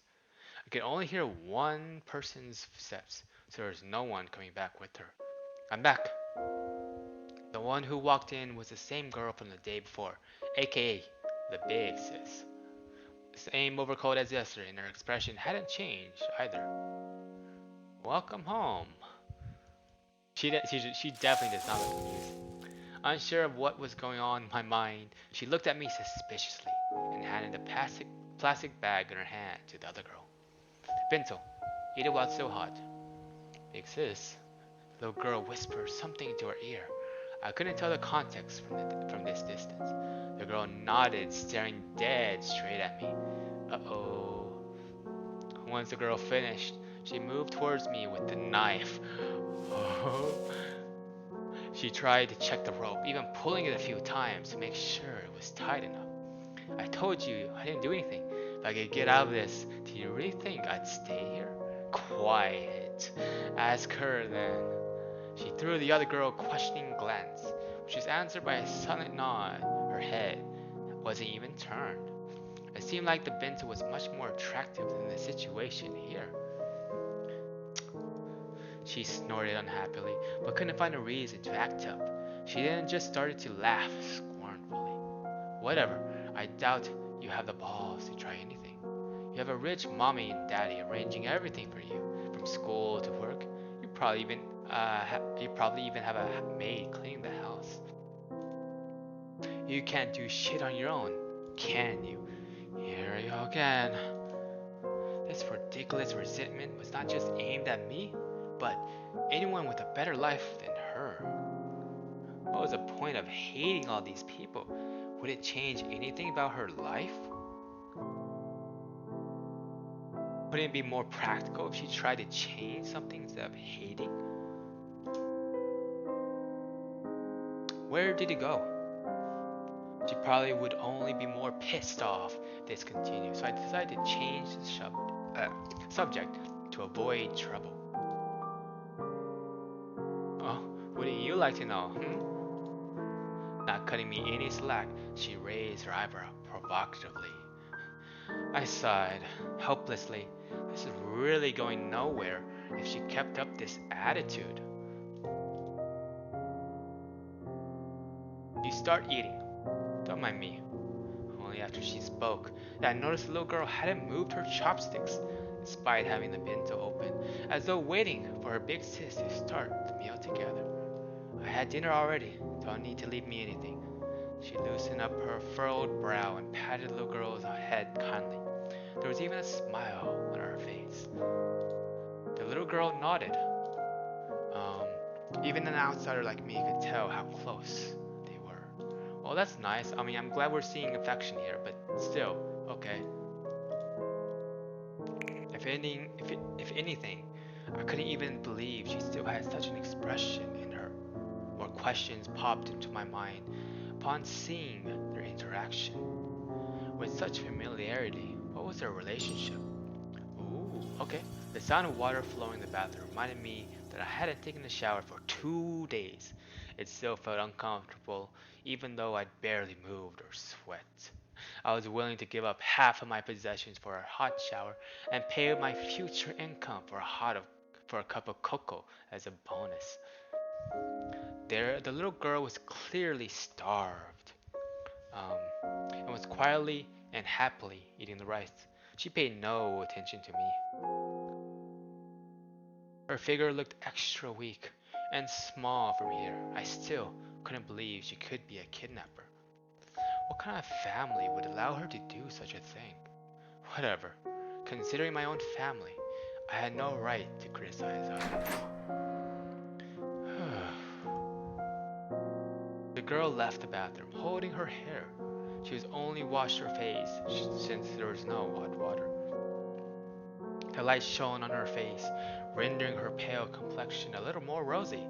Yet the expression on her face was still cold as ice. What are you looking at? She seemingly noticed my gaze and asked me with an eyebrow raised. Nothing, just that I hadn't taken a shower for a while. You think this is some fancy hotel, rich boy? I would have called customer service given such quality. Keep flapping your mouth, I dare you. Uh-oh, I don't think we should be talking then. Never mind. She snorted with contempt, then walked to the window to lightly shake the little girl's shoulder. The little girl had finished her bento and was falling asleep against the wall despite her best efforts to stay awake. Go to bed.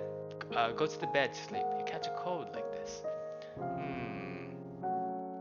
She nodded sleepily and, and climbed into the bed obediently.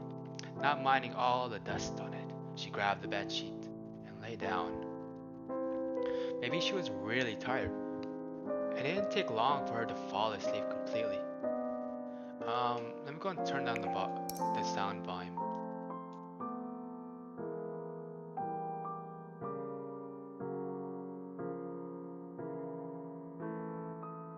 15? Okay, I think that's good. Maybe she was really tired, and it didn't take long for her to fall asleep completely, leaving only the sound of steady breathing in the room. The girl walked to the window, opened her bento, and started eating quickly. Nothing for me? Tormented by the scent of the food, I couldn't help but ask, "You can just eat the crackers. How about just a cup of coffee? I have money in my bag." Rather than a hot dinner, I preferred some hot coffee to relax my nerves. "You done yet?" Uh, I had learned that protesting wouldn't help, and now the headache was even more unbearable without coffee. She looked troubled and was just eating absent-mindedly. She kept poking the drumsticks for what seemed to be no reason. "Please, stop playing with the food, even if you're not in the mood. I can have it if you have no appetite." Hunger plus anger made me give the suggestion. "I am thinking about how to keep your mouth shut." I doubt I doubt me doing that would solve your problem. Though noticing her darkened look, I decided to keep my mouth shut. Piecing all the hints together, along with her reaction, I could only come up with one conclusion. "You couldn't reach my dad. How did—" Trying to trick me. Realizing she slipped without thinking, her face instantly darkened again. Oh no, oh no, looks like we're in this situation. "I didn't mean anything. I just thought—" Fearing she might lose her temper, I immediately tried to pass off the responsibility. However, she stood up suddenly. "You're looking down on me, finding me easy to fool, huh?" She bit her lips, staring at me with utter hatred, voice colder than ever. "Not at all, I'm just guessing randomly. There must be something wrong, and I doubt the police have found out this soon. Look, I—" Her reaction far surpassed my expectations. I tried to explain myself, but that didn't stop her walking towards me. She walked closer and closer, with a knife, eyes flashing with hysteria. Was she really going to do this? Now I was really fearing for my life for the first time ever. She looked like a corner animal that would try anything in desperation. Let's not struggle. Before she got the money, she wouldn't kill me. Maybe, maybe not. If resistance is futile, I decided to close my eyes and grit my teeth, hoping she wouldn't continue further. Oh, what was that noise? That didn't sound like a good noise. I smelled a faint scent and felt her hair on my cheeks, plus rapid breathing. What's that smell? Unbelievably, at this moment of life or death, I was thinking about something this insignificant. Against my skin was the cold sensation. The blade was right before my chest. A simple push would bury it deep into my flesh. Oh, we got a close up. Oh no, this does not look good. This does not look good. Um, okay. Don't lie to me. The voice next to my ear was light but clear. I will say it one more time. Don't lie to me. If you look down on me, you will regret it. Her voice was calm and a knife steady. She didn't clarify how she would do it, nor did she ask for my confirmation. Um, yet this threat was more powerful than anything prior. Oh no! All my words got stuck in my throat. My body was paralyzed to the point I couldn't even blink. She meant it. I could read the emotion in her eyes. That was pure murderous intent. No question about it. She would do it if I did it again. I'm done with folks like you. Don't think I can't. Worst case scenario, I would just die with you. No biggie for someone like me. She finished her sentence, moved the knife away, and walked back to the window. I just lay on the ground motionlessly. My tense body was still trembling. At that moment, I confirmed something. They could end me anytime. The notion of her not touching me before getting the money or having some backup plan meant nothing to them. At this point, she had nothing to lose. Took a deep breath as I faced the window. That's how I calmed myself down since childhood. What I need to do stayed the same. Okay, okay.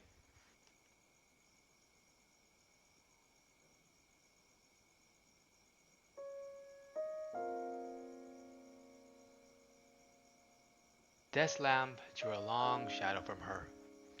What had just occurred still creeped me out a little. However, since she hadn't contacted my family, there was still a chance. I breathed in deeply, gathered the courage, and talked to her. I have a proposal. She continued to look out the window motionlessly, showing no interest in my question. Let me go now, and all my money is yours. It might not be much, but still 70 to 80,000 NTD in total, and I swear I will tell no one. Knowing she must be listening, I kept going on my own, even without a response. You can escort me to the ATM if you want to, or do it in my manner if you prefer. You want to keep this on the down low, right? Why so insistent? I used my last bit of strength to convince her. Considering her position, I tried to propose something that would be mutually beneficial. I believed no one would risk his or her own life until there was no other choice. Now it's still not too late. Think about it. The wait was so long, I thought there was no response, but she finally turned her head. There was no rage in her eyes, only exhaustion. Why should I believe you? Why should I believe that you will hand me the money and never call the cops? I couldn't answer out I couldn't answer out of hesitation. It was hard to create a situation where both sides could trust each other in the first place. I wouldn't agree to such terms if the roles were reversed. I would be the one in control once I got my freedom. She wouldn't be able to do anything to stop me from calling the cops. No answer? Then shut the fuck up and stop wasting my time. Rather than handing her fate to me, she'd rather believe in herself. Oh my god, her confidence grew fainter and fainter, and I was out of ideas temporarily. But if this kept going, then what can I do to win your trust? I asked my last ounce of courage. Matching her stare, I could see the fragility under her cold look. She grew silent and started to ponder my question. Then a bitter smile appeared on her face. I don't know. She turned to the window and quietly said it again. I don't know. Alrighty, well, unfortunate. The mood is heavy. I must try to do something. So, from what I can see, she seemed close to the little girl. What was their relationship? We don't know her relationship though. That's the thing. But what we do know is they could kill us anytime. Oh no. Alright, let's go. Is there not a save button? Really? Huh. Okay. Let's go and maybe observe.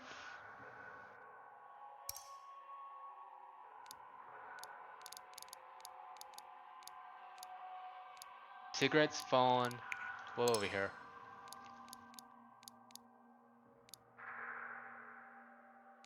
Uh, what's this? The date stopped at August 30th, 1999. If it is the date the original owner left the place, then it must be at least 15 years old. No wonder it looks like this miserable, or rather, it is kind of a miracle for this place to even still be standing after so many years without any sort of maintenance. Oh, we got a new note. What about the time? A closer look reveals that the clock is not even moving. The hand points at 5:46. So all my time estimates are pointless now. Who knows how much time has passed? Even though I don't know the time, at least I am not misguided by the wrong information. Okay. Well, and then let's go and actually speak. Well, let's go into the notes real quick. Situation, the clock on the wall has stopped. I have to figure my own time. Alright, based on the calendar, this place might have been abandoned for more than 10 years. Oh, okay, okay. Let's go and chat. We can only go and chat one time. So we need to go and pick the perfect question to understand the situation. Do you really think you can get out of this unscathed? Is that really something we should be asking? How much does she know about the kidnapping? What's your relationship? Um, let's do the bottom one, because I'm curious. I asked her about the little girl, hoping to learn a little more information. Huh? None of your business. She changed subject non-committally. But then, after a while, follow up with, she has nothing to do with this. I forced her to help. Oh, that's some new information. I was surprised by the answer. I thought she would push the responsibility on her, yet now it sounded like she was protecting her. What an interesting relationship. She seems to really trust you. She stared at me, biting her lips, but her internal turmoil was clear. She knows nothing. Huh, okay. The little girl curled up in bed, holding the bedsheet tightly. She didn't seem to be at peace, even at night. The girl sighed lightly, and then turned to me to emphasize her point again. I forced her here. It was all my idea, my decision. She repeated herself, as though scared of involving the little girl. I think she's already involved, but maybe that's just me. I got it, I replied perfunctorily. Wait, what? Perfunctorily. Um, I can't English. Knowing that wasn't the truth, there was no way for her to be disobedient if she was forced, let alone defending her big sis. Okay, makes sense. I see. Makes sense. Well, we got a little bit more information to the little girl. Looks like she is forced, aka, wait, yeah, from the big sis. But obviously, the little girl is like, oh yeah, I'll definitely do it because I trust you, like naively for some odd reason. Anyway, it's an odd relationship I'm saying here. It was getting late, and I still couldn't find a way to change the situation. Instead of escaping or waiting for the ransom, the safest option was to convince her to let me go. Things could still get resolved without much incident. It wouldn't be this easy once the police got involved. But how? Even though I could tell she had hesitated, I couldn't win her trust. So I had to win her trust first. Oh, the sudden vibration broke the silence. She looked at the phone screen, then jolted a little, as though being electrocuted. She lowered her eyes and read the message. She raised the corner of her mouth, but didn't appear to be that happy. What is it? I had a bad feeling and instantly asked. There will be a call in 10 minutes. Tell your dad to pay up if you want to go home. The unexpected change instantly froze my blood. This was too soon. I was naive to think I still had the time to convince her. The moment she reached my family, there was no turning back. The police would start taking action, the family preparing the ransom, and the culprit preparing the escape. What? Now? What? Now? I quickly went through all the possibilities in my mind, but couldn't come up with a solution. I must not stop thinking. There must be a way. Time passed, seconds by, and I had no time to hesitate. It's the money you want, right? Is there really no other way? Out of options, I gave it all my all and just yelled at her. Not giving her a chance to contemplate, I continued after a quick pause. Let me go. You can have all the money as proof of my silence about this. Think about it. You really think you could get the money this easily? Are you okay with playing hide and seek for the rest of your life? If it... I couldn't finish my words. Seeing her expression, I realized that was it. Under the night lights, she looked almost like a dream, too empty and transparent to be touched. That smile couldn't hide the helplessness and regret in her eyes. Silence and immense sadness. There is no turning back. Her voice was calm. Surprisingly, there was no anger or accusation, only concession in the expression. She surrendered to her hopeless life. Nothing was more convincing than that expression. So even she could express such hopelessness.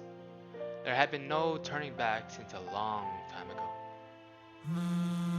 The phone vibrated again. Seeing her pick up the phone, I couldn't say anything. I should have known the moment the phone rang, nay, from the very beginning. She had no other choice but this. Under the serene moonlight, the cogwheel started to spin faster.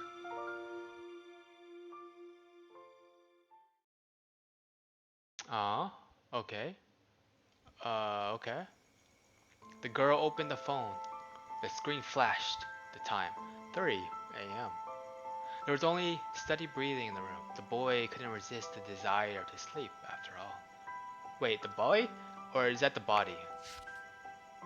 The boy couldn't resist the desire to sleep? Oh, okay. I thought it was the body. Okay. It's the money you want, right? Is there really no other way? Remembering his words, the determination in his eyes surpassed her expectations. Perhaps he wasn't as useless as she thought. There was no regret in her decision, only a vague note of ironic sadness. Never until this moment had anyone cared that she wanted, trying to convince her not to break the law. No more. One should take responsibility for one's life, or don't keep asking for someone to help you. There was no return. Either she would get the money and pay the debt, or get arrested instead. The girl raised her head and looked into the starry sky, standing next to the window like a statue. The stars sparkled like her unsettled mind. Finally, she breathed out quietly. Worst case scenario, I would just die with them. The quiet voice of the girl evaporated in the room along with the cigarette smoke.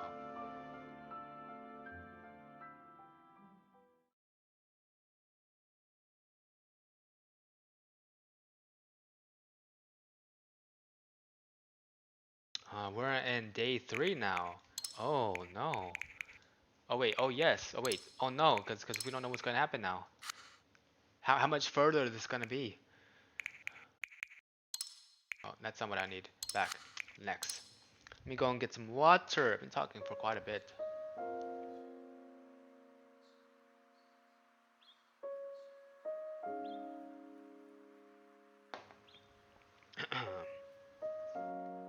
So cold.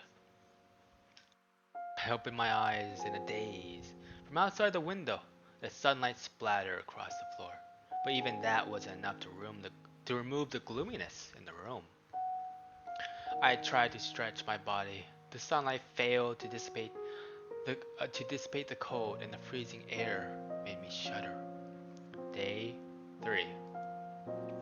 I was getting used to the room's moldy smell, but the night was still too cold to sleep properly.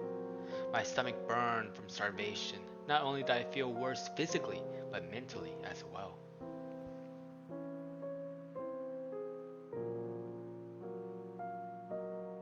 After letting me prove my identity through the call, she took the phone outside to prevent me from listening to their conversation. About 10 minutes later, she returned and lit a cigarette. The smoke permeated the air. There was no way for me to know what they had discussed, and all my questions got no response. Father's voice through the phone sounded plain as always. He was more skeptical than nervous. Even after a few questions, he still didn't believe I was kidnapped. I tried to tell him my status, but the phone got taken away before he could make any sense out of it. Maybe he couldn't even recognize his own son. I laughed ironically, despite my chest being burdened by unease. So what now? Facing the gray ceiling, I tried to figure something out.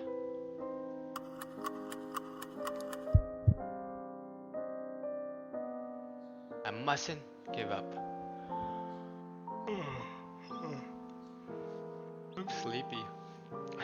Rather than taking the risk to escape, I should try to convince them. After hanging out with them during the past few days, I had learned that they weren't that difficult to communicate with. I just hoped it wasn't just an illusion. I looked around the room and found a little girl sitting next to the wall, surrounded by books from God knows where. The big sis was gone. Based on the door sounds I'd heard, she probably left around early morning. What time is it? Time to get a watch? Okay, I'll stop. Ask her. She poked her head out from behind the book. This question should be fine for her to answer, right? 7. So early. I never expected time to pass this slowly, especially when I used to be able to sleep until noon and just skip breakfast. I was so bored that I even felt bewildered by the situation. They say time connects with emotion. Time under happiness flies, while time under pain lasts forever. There was this sci-fi novel that I read before. I couldn't recall most of the details, but one specific part left quite an impression. It was a nation with a special punishment. They paralyzed criminals' bodies but kept their consciousness intact. Then the criminals were left in the cell. All they could do was think through eternity without connection with the outside world. With life support, they could still breathe, but only breathe. I finally understood what that intriguing concept would feel like after experiencing it myself. When you couldn't move your limbs, pain and hunger stood out like a sore thumb. All my attempts to break free failed, and the knot was still tight as ever. Who knew rope could be this durable? There was a counterfeit butter and pudding in the market, yet the rope was still this sturdy. The government really should award this top-notch manufacturing.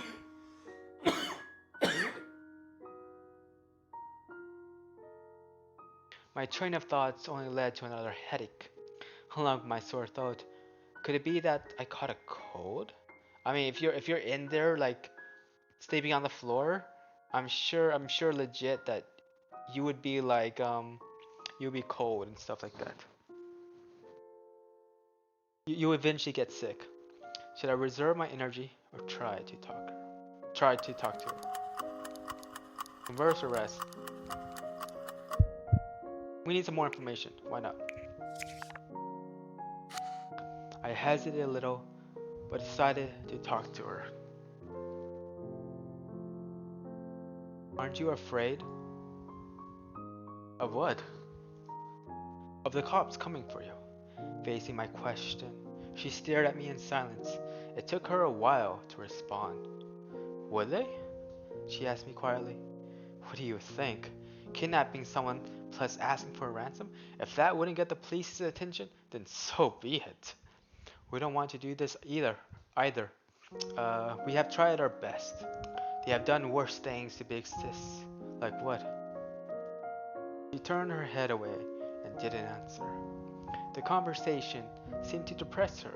It took quite a while before I heard her behind the books. I'm scared, but if big sis needs my help, I'll help. If you want her help, she'll let me go. I lost my chance to say this upon seeing her expression, pressing her lips to suppress her fear. Whatever, I shouldn't push too hard on the subject. I convinced myself with an excuse, not fully certain why I decided to stop there. After that, she didn't speak and only indulged herself in the book silently. Anything to eat? I tried to chat with her on a different subject, hoping to figure out some intel.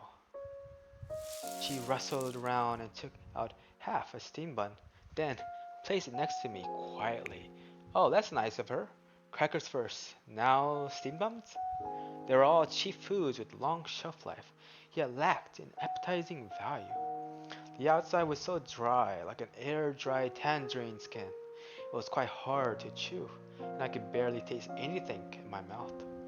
I swallowed it down with water and started to miss the American brunch from a few days ago. The craving made me sigh in despair. Is it that bad? Yeah, it would be much better if there was a fried egg with pepper. She stared at me surprised and only opened her mouth a little while later. You know how to cook? Sort of, just simple stuff. I always had some simple ingredients ready since I lived alone. If I was lazy, just cooked some instant noodles plus a fried egg and called it a meal. Most of the time, I just put everything from the fridge into the crock pot. I didn't really care as long as they were cooked and filling. What? Is it strange?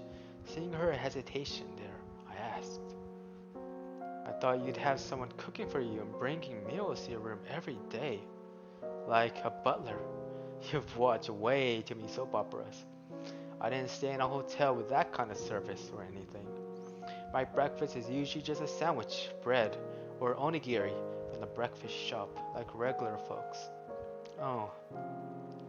Realizing how mundane my breakfast was, she responded disappointingly. Did she think of me as some playboy millionaire from a movie who spent all day long in bars to hook up with chicks? I'm guessing that's legit what she thought, but maybe that's just me. How about tea parties?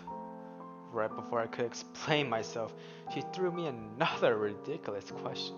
Tea parties? I repeated the words and confirmed that I didn't hear wrong upon seeing her nodding. Okay, so if my ears are still function, or if my ears still function and I didn't misunderstand her, she was referring to a traditional British afternoon tea, like those things with 3 layers from bottom to top. You had sandwiches, scones, and cakes. You tasted them in that order. Taste aside, that just sounded like a giant pain in the ass. Oof, really? Never tried it, and I didn't even hear of it that often. In a magazine, they said rich people invited friends over with lots of food and tea. Right. I know what tea party means. So, no tea party for you? Nope. Ignoring her curious look, I replied without hesitation. Why? Making tea and buying cake is a ton of work. You have to clean up the mess after inviting people over. Too much trouble.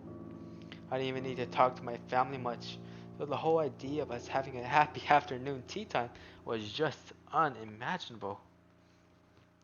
No one prepares it for you? No one hired someone just to make tea for this sort of luxury stuff Would it be more convenient to have it in some cafe? Um, she quietly lowered her head, as though pondering my words. Do you by any chance think my house is some fancy mansion with many servants and all I need to do is ring a bell? Legit? I think so. Uh-oh, that's legit what they're thinking. Oh dear. I was just kidding, but based on her reaction, I was right. I live by myself in a 300 square foot condo. I do my own laundry and cleaning, plus chasing the garbage truck to throw away the trash from time to time. But aren't you rich? My dad is, not me. It might make no difference for them, but I corrected her nonetheless. Also, being rich and being wasteful are two different things. One should do things by oneself, if possible. Why? Why what? The quiet girl started to talk and asked me question after question with much curiosity. Unlike her big sis, there was no hatred or mockery in her eyes, just pure curiosity. If I had money, I would live in a big house and hire many people to cook and clean. Is that so? For me, just need a place big enough to live. I didn't even have that many friends, so that was the point of all these so what was the point of all these fancy desires? Besides, the bigger the house, the harder to clean.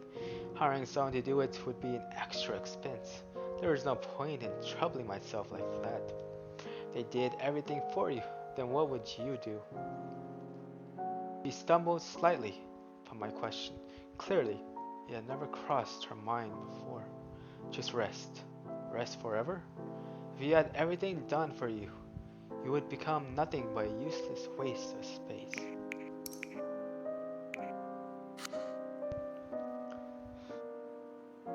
She tried to explain but lowered her head like a wrecking ball. I don't know. Suddenly, I understood the source of all these deep-rooted amenities. False imagination. For them, I enjoyed a comfortable life with no effort, while they got trapped in poverty despite their best efforts.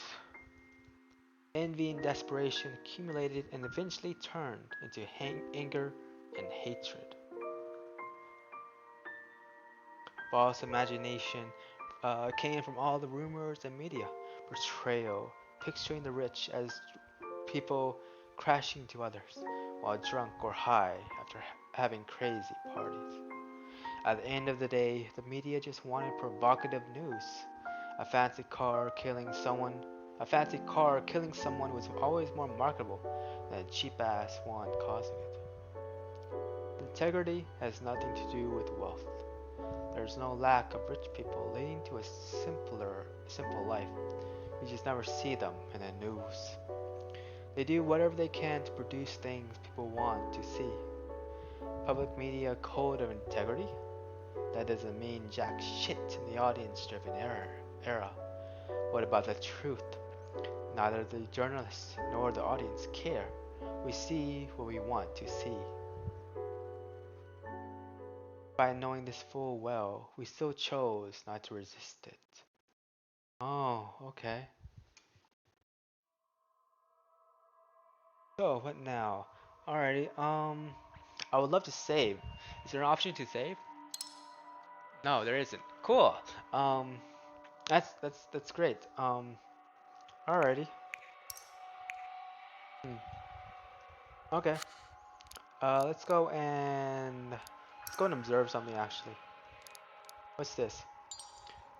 It's a wooden wardrobe closet of a certain age with a nasty, moldy smell. The ravages of time really messed up the door, as though one kick would shatter it. That that was great, I guess. All right.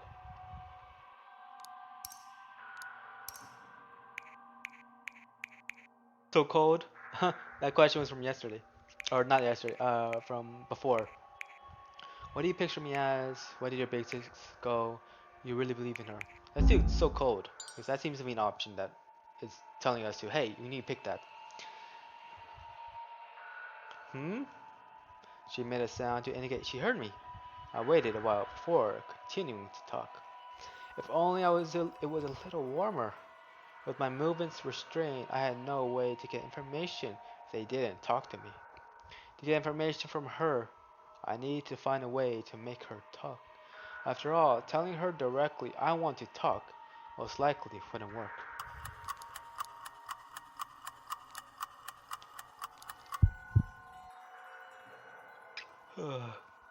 You really don't talk much, do you? No. One word ended the conversation. Even I didn't know how to continue, regardless of our difference in age and background. Plus, the fact that she was the kidnapper's accomplice. So, what now? Let's see. You really believe in her? Where did your big sis go? What do you picture me at? Let's do this one. You really believe in her? Yes, big sis is not a bad person. She nodded without hesitation, not realizing she was the one locking me up here. If that didn't count as a bad person, then the Sander was just way too loose. She wouldn't really harm you. She would let you go when she gets the money. Oh really? Not the first time I heard it from her, but I still didn't know where that confidence came from. Yes, she promised me. Yeah, did you just believe in anything she says?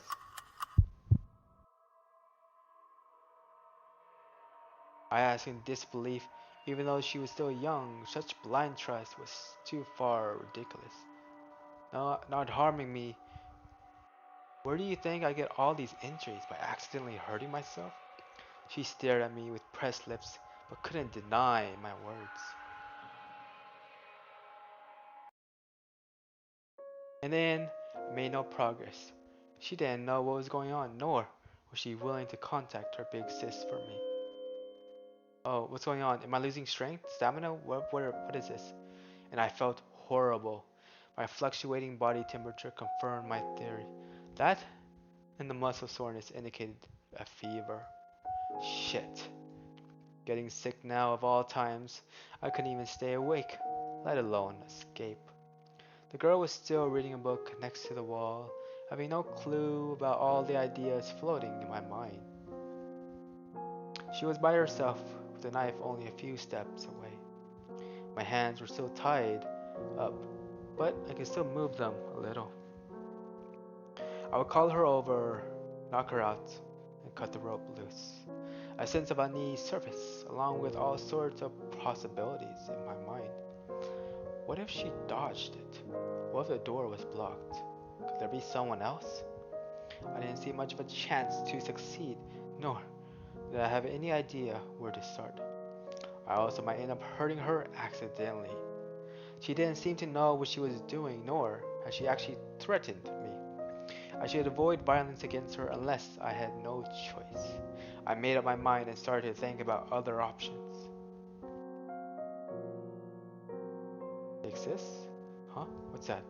Hearing the girl's voice, I came back to my senses and realized she was staring at me. All sorts of ridiculous ideas intertwined my brain. I shouldn't make any rushed decisions with my messy mind. Do you hate Big Sis? Who would like their kidnapper? It's not like I had Stockholm syndrome. Legit. I wanted to reply like that, but I kept it down. It didn't matter what I thought. I had to come up with a response that would make her drop her guard based on what she wanted to hear. Saying that I like her might be too much, so I should reply with, I don't know. She just looked at me after my response. Silence spread across the air like a wall between us. I don't really know her, so I can't say if I really like or hate her. I see. Big Sis is not a bad person, really. She hugged her knees as though trying to convince herself. The quiet voice seemed to lack confidence. We just wanted to pay off the debt. We don't really want to do this. Whoa, debt, that's something new. The girl's eyes under her bangs were as clear as a lake's surface, void of any deceit. She never suspected her sister of any other motive or simply using her. After all this, she still chose to believe in Big Sis and tried to defend her. why. Seeing her desperation, I only felt emptiness. She worked so hard to make money, but they kept coming for to her for more, even though it has nothing to do with her.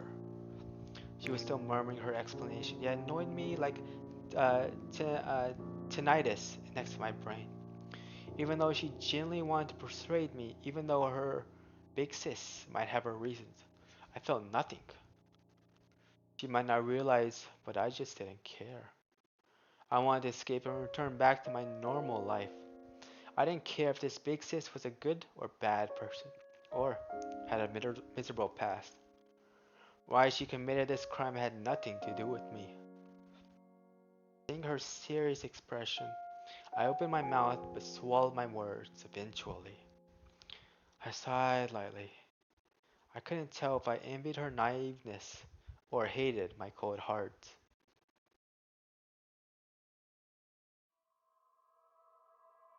So, don't look at this. Oh, what's this? Nice game. Haha. The yelling paper. I got a new achievement called Nice Game. The yelling paper reveals signs of age. It seemed to be some popular video game of the past. That isn't really plausible. Okay.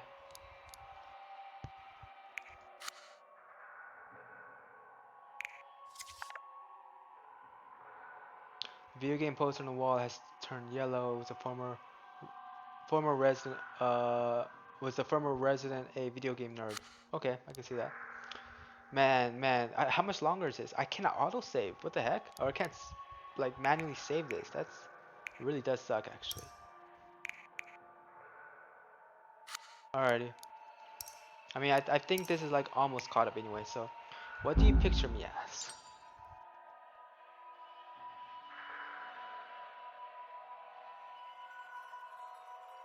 Having no idea how much they misunderstood, and I couldn't help but ask. Her answer was surprisingly simple. A rich person. Remembering all the past conversations, I sighed helplessly. I think you must have quite a misunderstanding about rich people. Rich people aren't all bad people. She looked at me silently, not really believing me.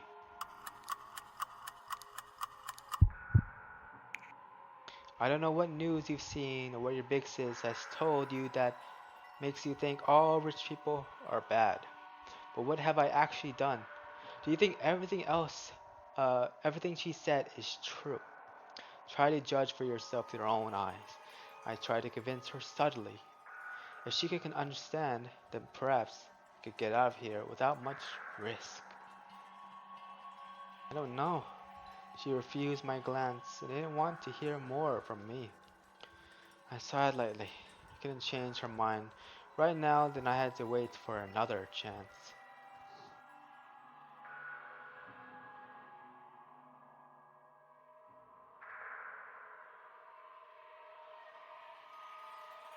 Let me see.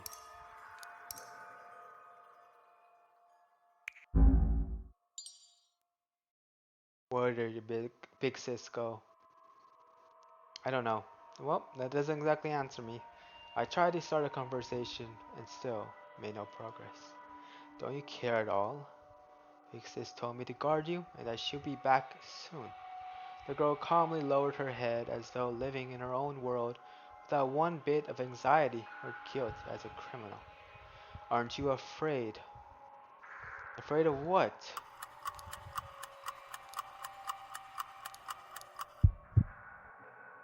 What if she escapes by herself? Impossible. You sure? Big Sis wouldn't leave me. She's not like the others. Others? Oh. So she might have the little girl may have had issues with other people or before Big Sis. I tried to manipulate the relationship, but it didn't work on her. Instead, she now disliked me even more. I really had no idea about the relationship. Her trust in Big Sis was just blind.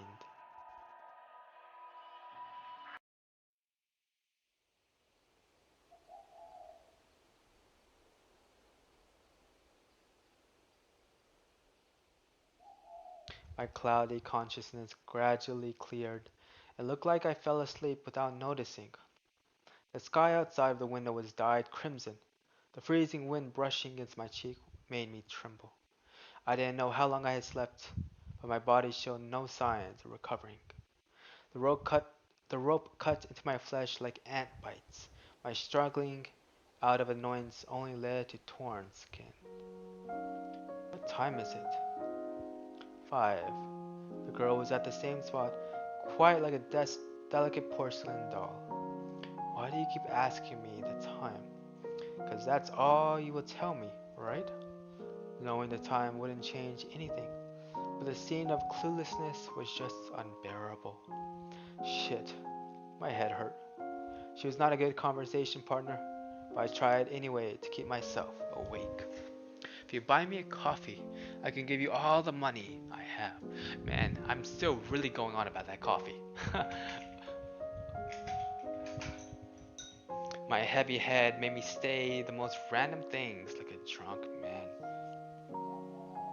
You like coffee? She raised her head and stared at me with curiosity.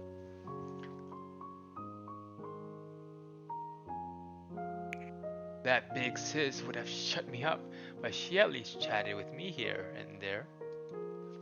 Nothing is more pleasant than drinking coffee in this weather. Well, except a hot bath. I don't. Too bitter. You learn how to enjoy it.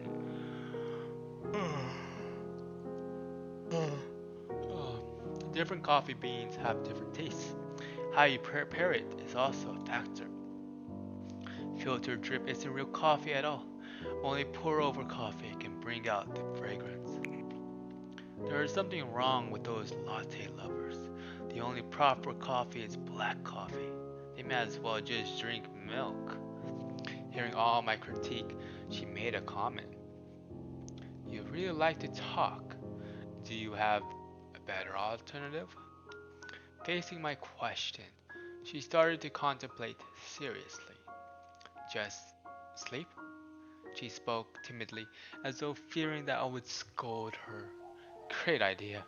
Please let me know how to just sleep with my hands tied and my body hungry and cold. I started coughing before I could respond. I didn't even have the strength to joke around. If this kept up, I would cough myself to death before they killed me. Living like this was worse than death. I recalled this line from a book and found it super fitting. The girl stared at me for a while, then came over carefully with the knife. Wait. Why are you bringing the knife over? No. Don't do that. Don't do that. Let's not do that. Don't you worry. I couldn't resist you even if you were empty-handed. Ignoring my mockery, she squatted before me. I then felt her slightly cold touch. You have a fever. No, duh, Sherlock. You really just now noticed I have a fever?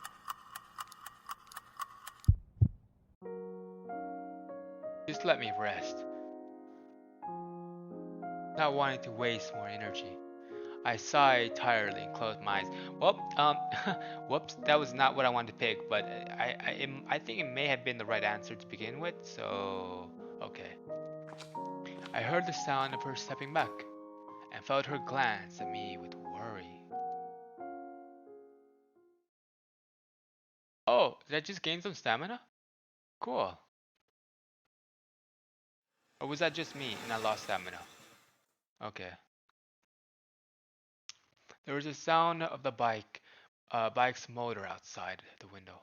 The girl raised her head sharply and ran out to welcome her big sis. I had no idea where she'd been. The girl's hair was still messy, and she held a plastic bags from a convenience store in her hands. I'm back. Is everything alright? Big sis. The little girl wordly explained the status of my body. The big sis frowned upon hearing it. Okay, I'll take care of it. You should eat something now. After calmly patting her little sister's head and asking her to take the plastic bag, the girl coldly looked down to me on me. So, what's wrong with you now? Who knows? Food poisoning, maybe? Not wanting to show my weakness before her, I gather my strength to reply. If you can still joke around, it probably isn't too bad. The smell of cigarettes from her made me dizzy. She covered my forehead with the back of her hand, then checked my body temperature in a much rougher way than a little girl. What a fragile body you have here, rich boy. Can't take some wind?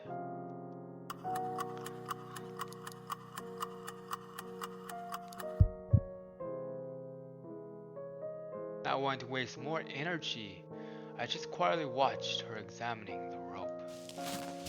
She forcefully pulled it, making the rope bite directly into my flesh. She cared more about me spreading disease than escaping. I'm not a greenhouse flower like you. This sort of cold is nothing. I still have to work even with the fever. If I take a day off, I might just lose my job the next day. You have no idea, right, rich boy? I had no idea, nor did I give a fuck. I didn't pick the job for you, so what was the point of complaining about that to me? It was hard to keep your emotions under control when you felt horrible. I decided to change the subject to avoid an argument. Did my dad pay? Why would I keep you here if he did? Do you think I like tying you up? I feel like you do. They did make contact yesterday, so they should have been discussing the details of the ransom. Ignoring her provocation, I forced myself to focus on the intel at hand.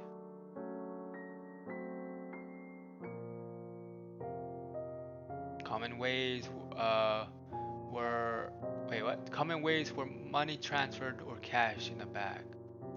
However, money transfers could be traced, and physical cash was difficult to arrange.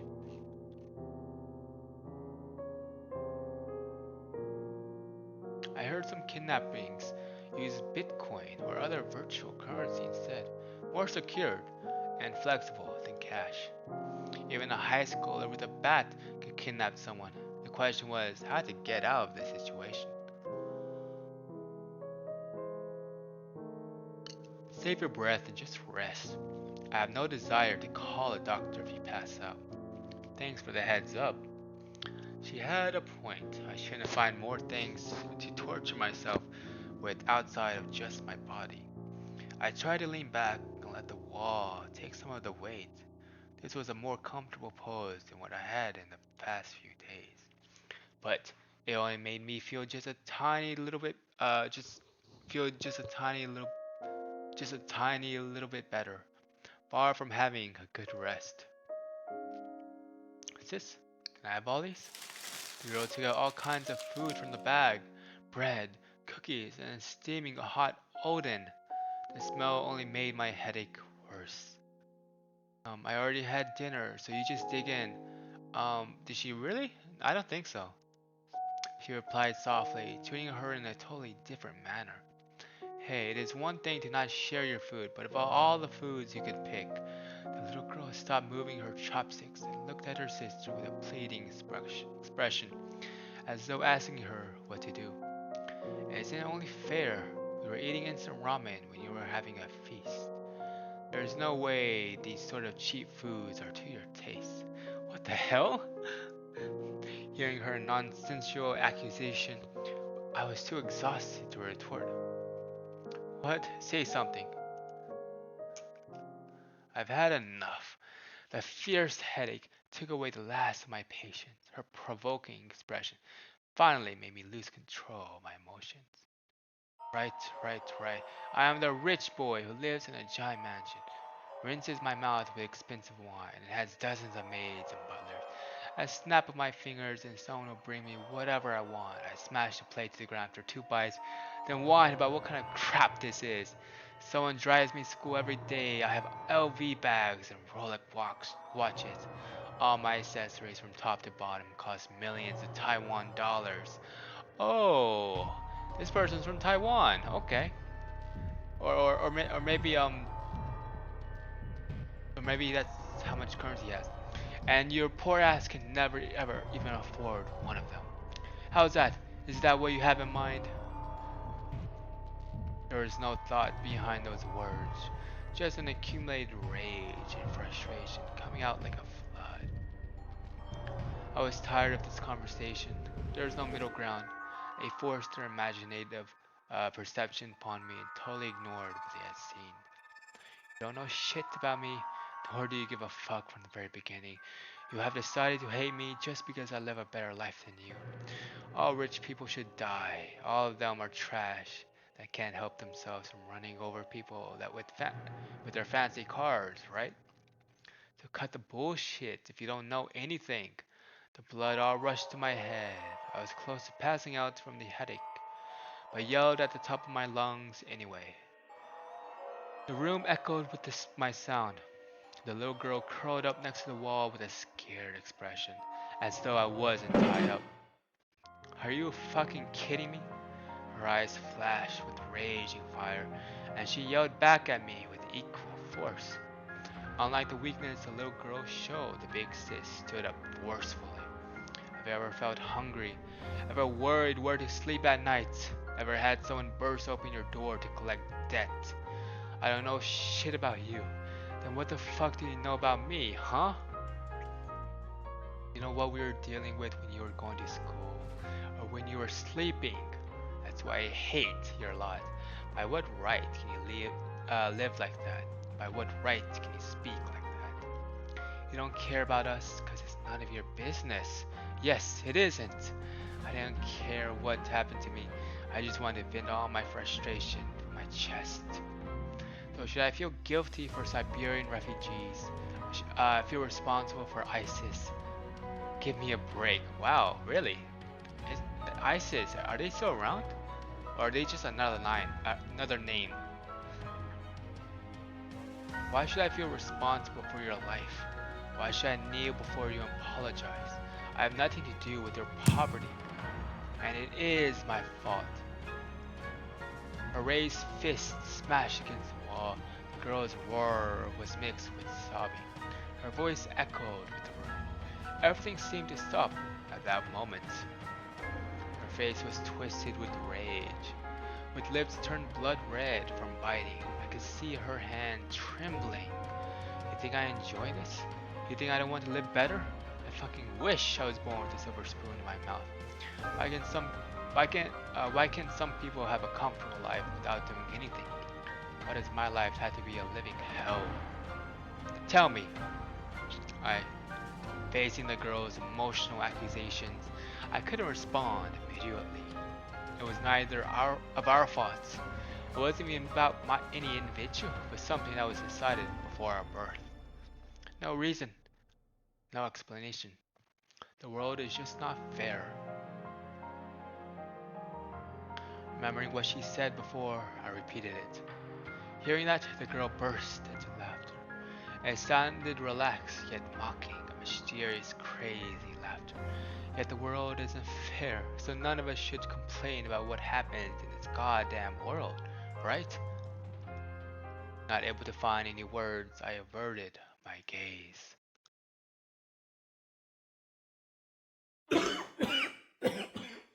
Exhaustion took over me once I calmed down. I could barely talk when I leaned against the wall weakly. Chill. Someone might call the cops if you yell this loud. She looked at me over her shoulder, then clicked her tongue unhappily. Shut up. I don't want to beat up a dying person. How nice of you, I said half jokingly, feeling much more relaxed after releasing all my pinned up thoughts. Oh, I couldn't focus my eyes anymore. Enduring my fluctuating body temperature, I powerlessly closed my eyes. There was only everlasting loneliness in the darkness. Tired, cold. How much longer before this was over? Would I be free if I just gave up? Could I just let it all go and sleep forever?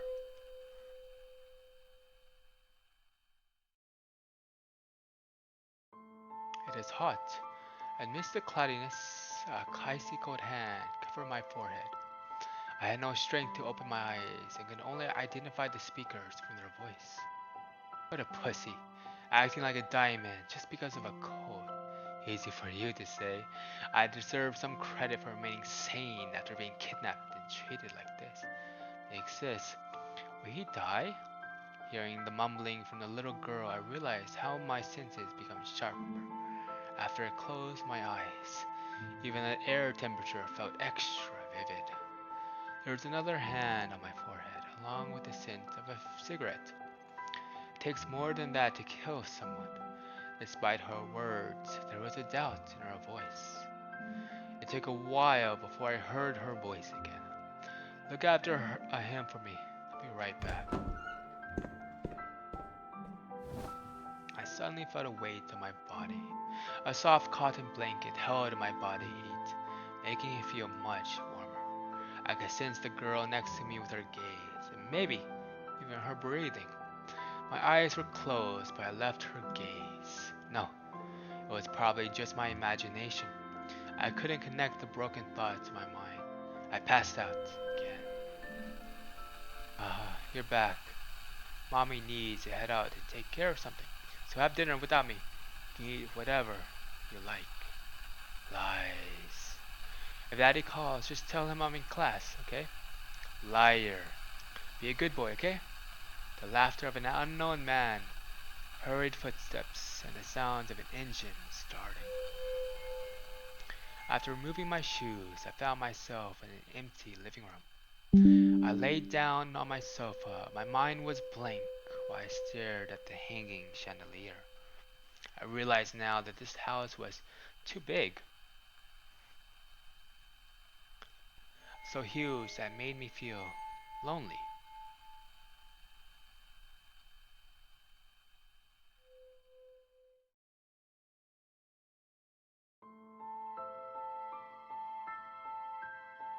But at the scene of the crime, there was no one in the dark alleyway.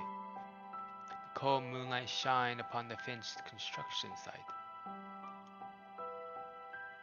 The criminals always returned to the scene of the crime. A foolish notion, but there was no explanation. One couldn't bear the self-doubt, even when ignoring others' gaze. Was there any evidence left behind? Had the cops started taking action? The girl took a deep breath while lighting up a cigarette. The heavy scent permeated her nose, but wasn't enough to erase the unease. She took out a newly bought cold medicine from her pocket. She wasn't sure why she did that. She didn't care about the boy's survival. She didn't even intend to let him leave here alive. It was only now that she realized murdering someone was not easy. He was no longer just a thing once he talked to and touched him. He was a living person. It was a time to head back. It was time to head back. She decided not to think further. She also hadn't slept properly for days now, just relying on nicotine and alcohol. But she had to keep going for the ideal life she and her only family deserved. Alright, we finally got to here. We actually gone a little bit further than I thought wanted to, but that's fine. We're gonna go and end it here.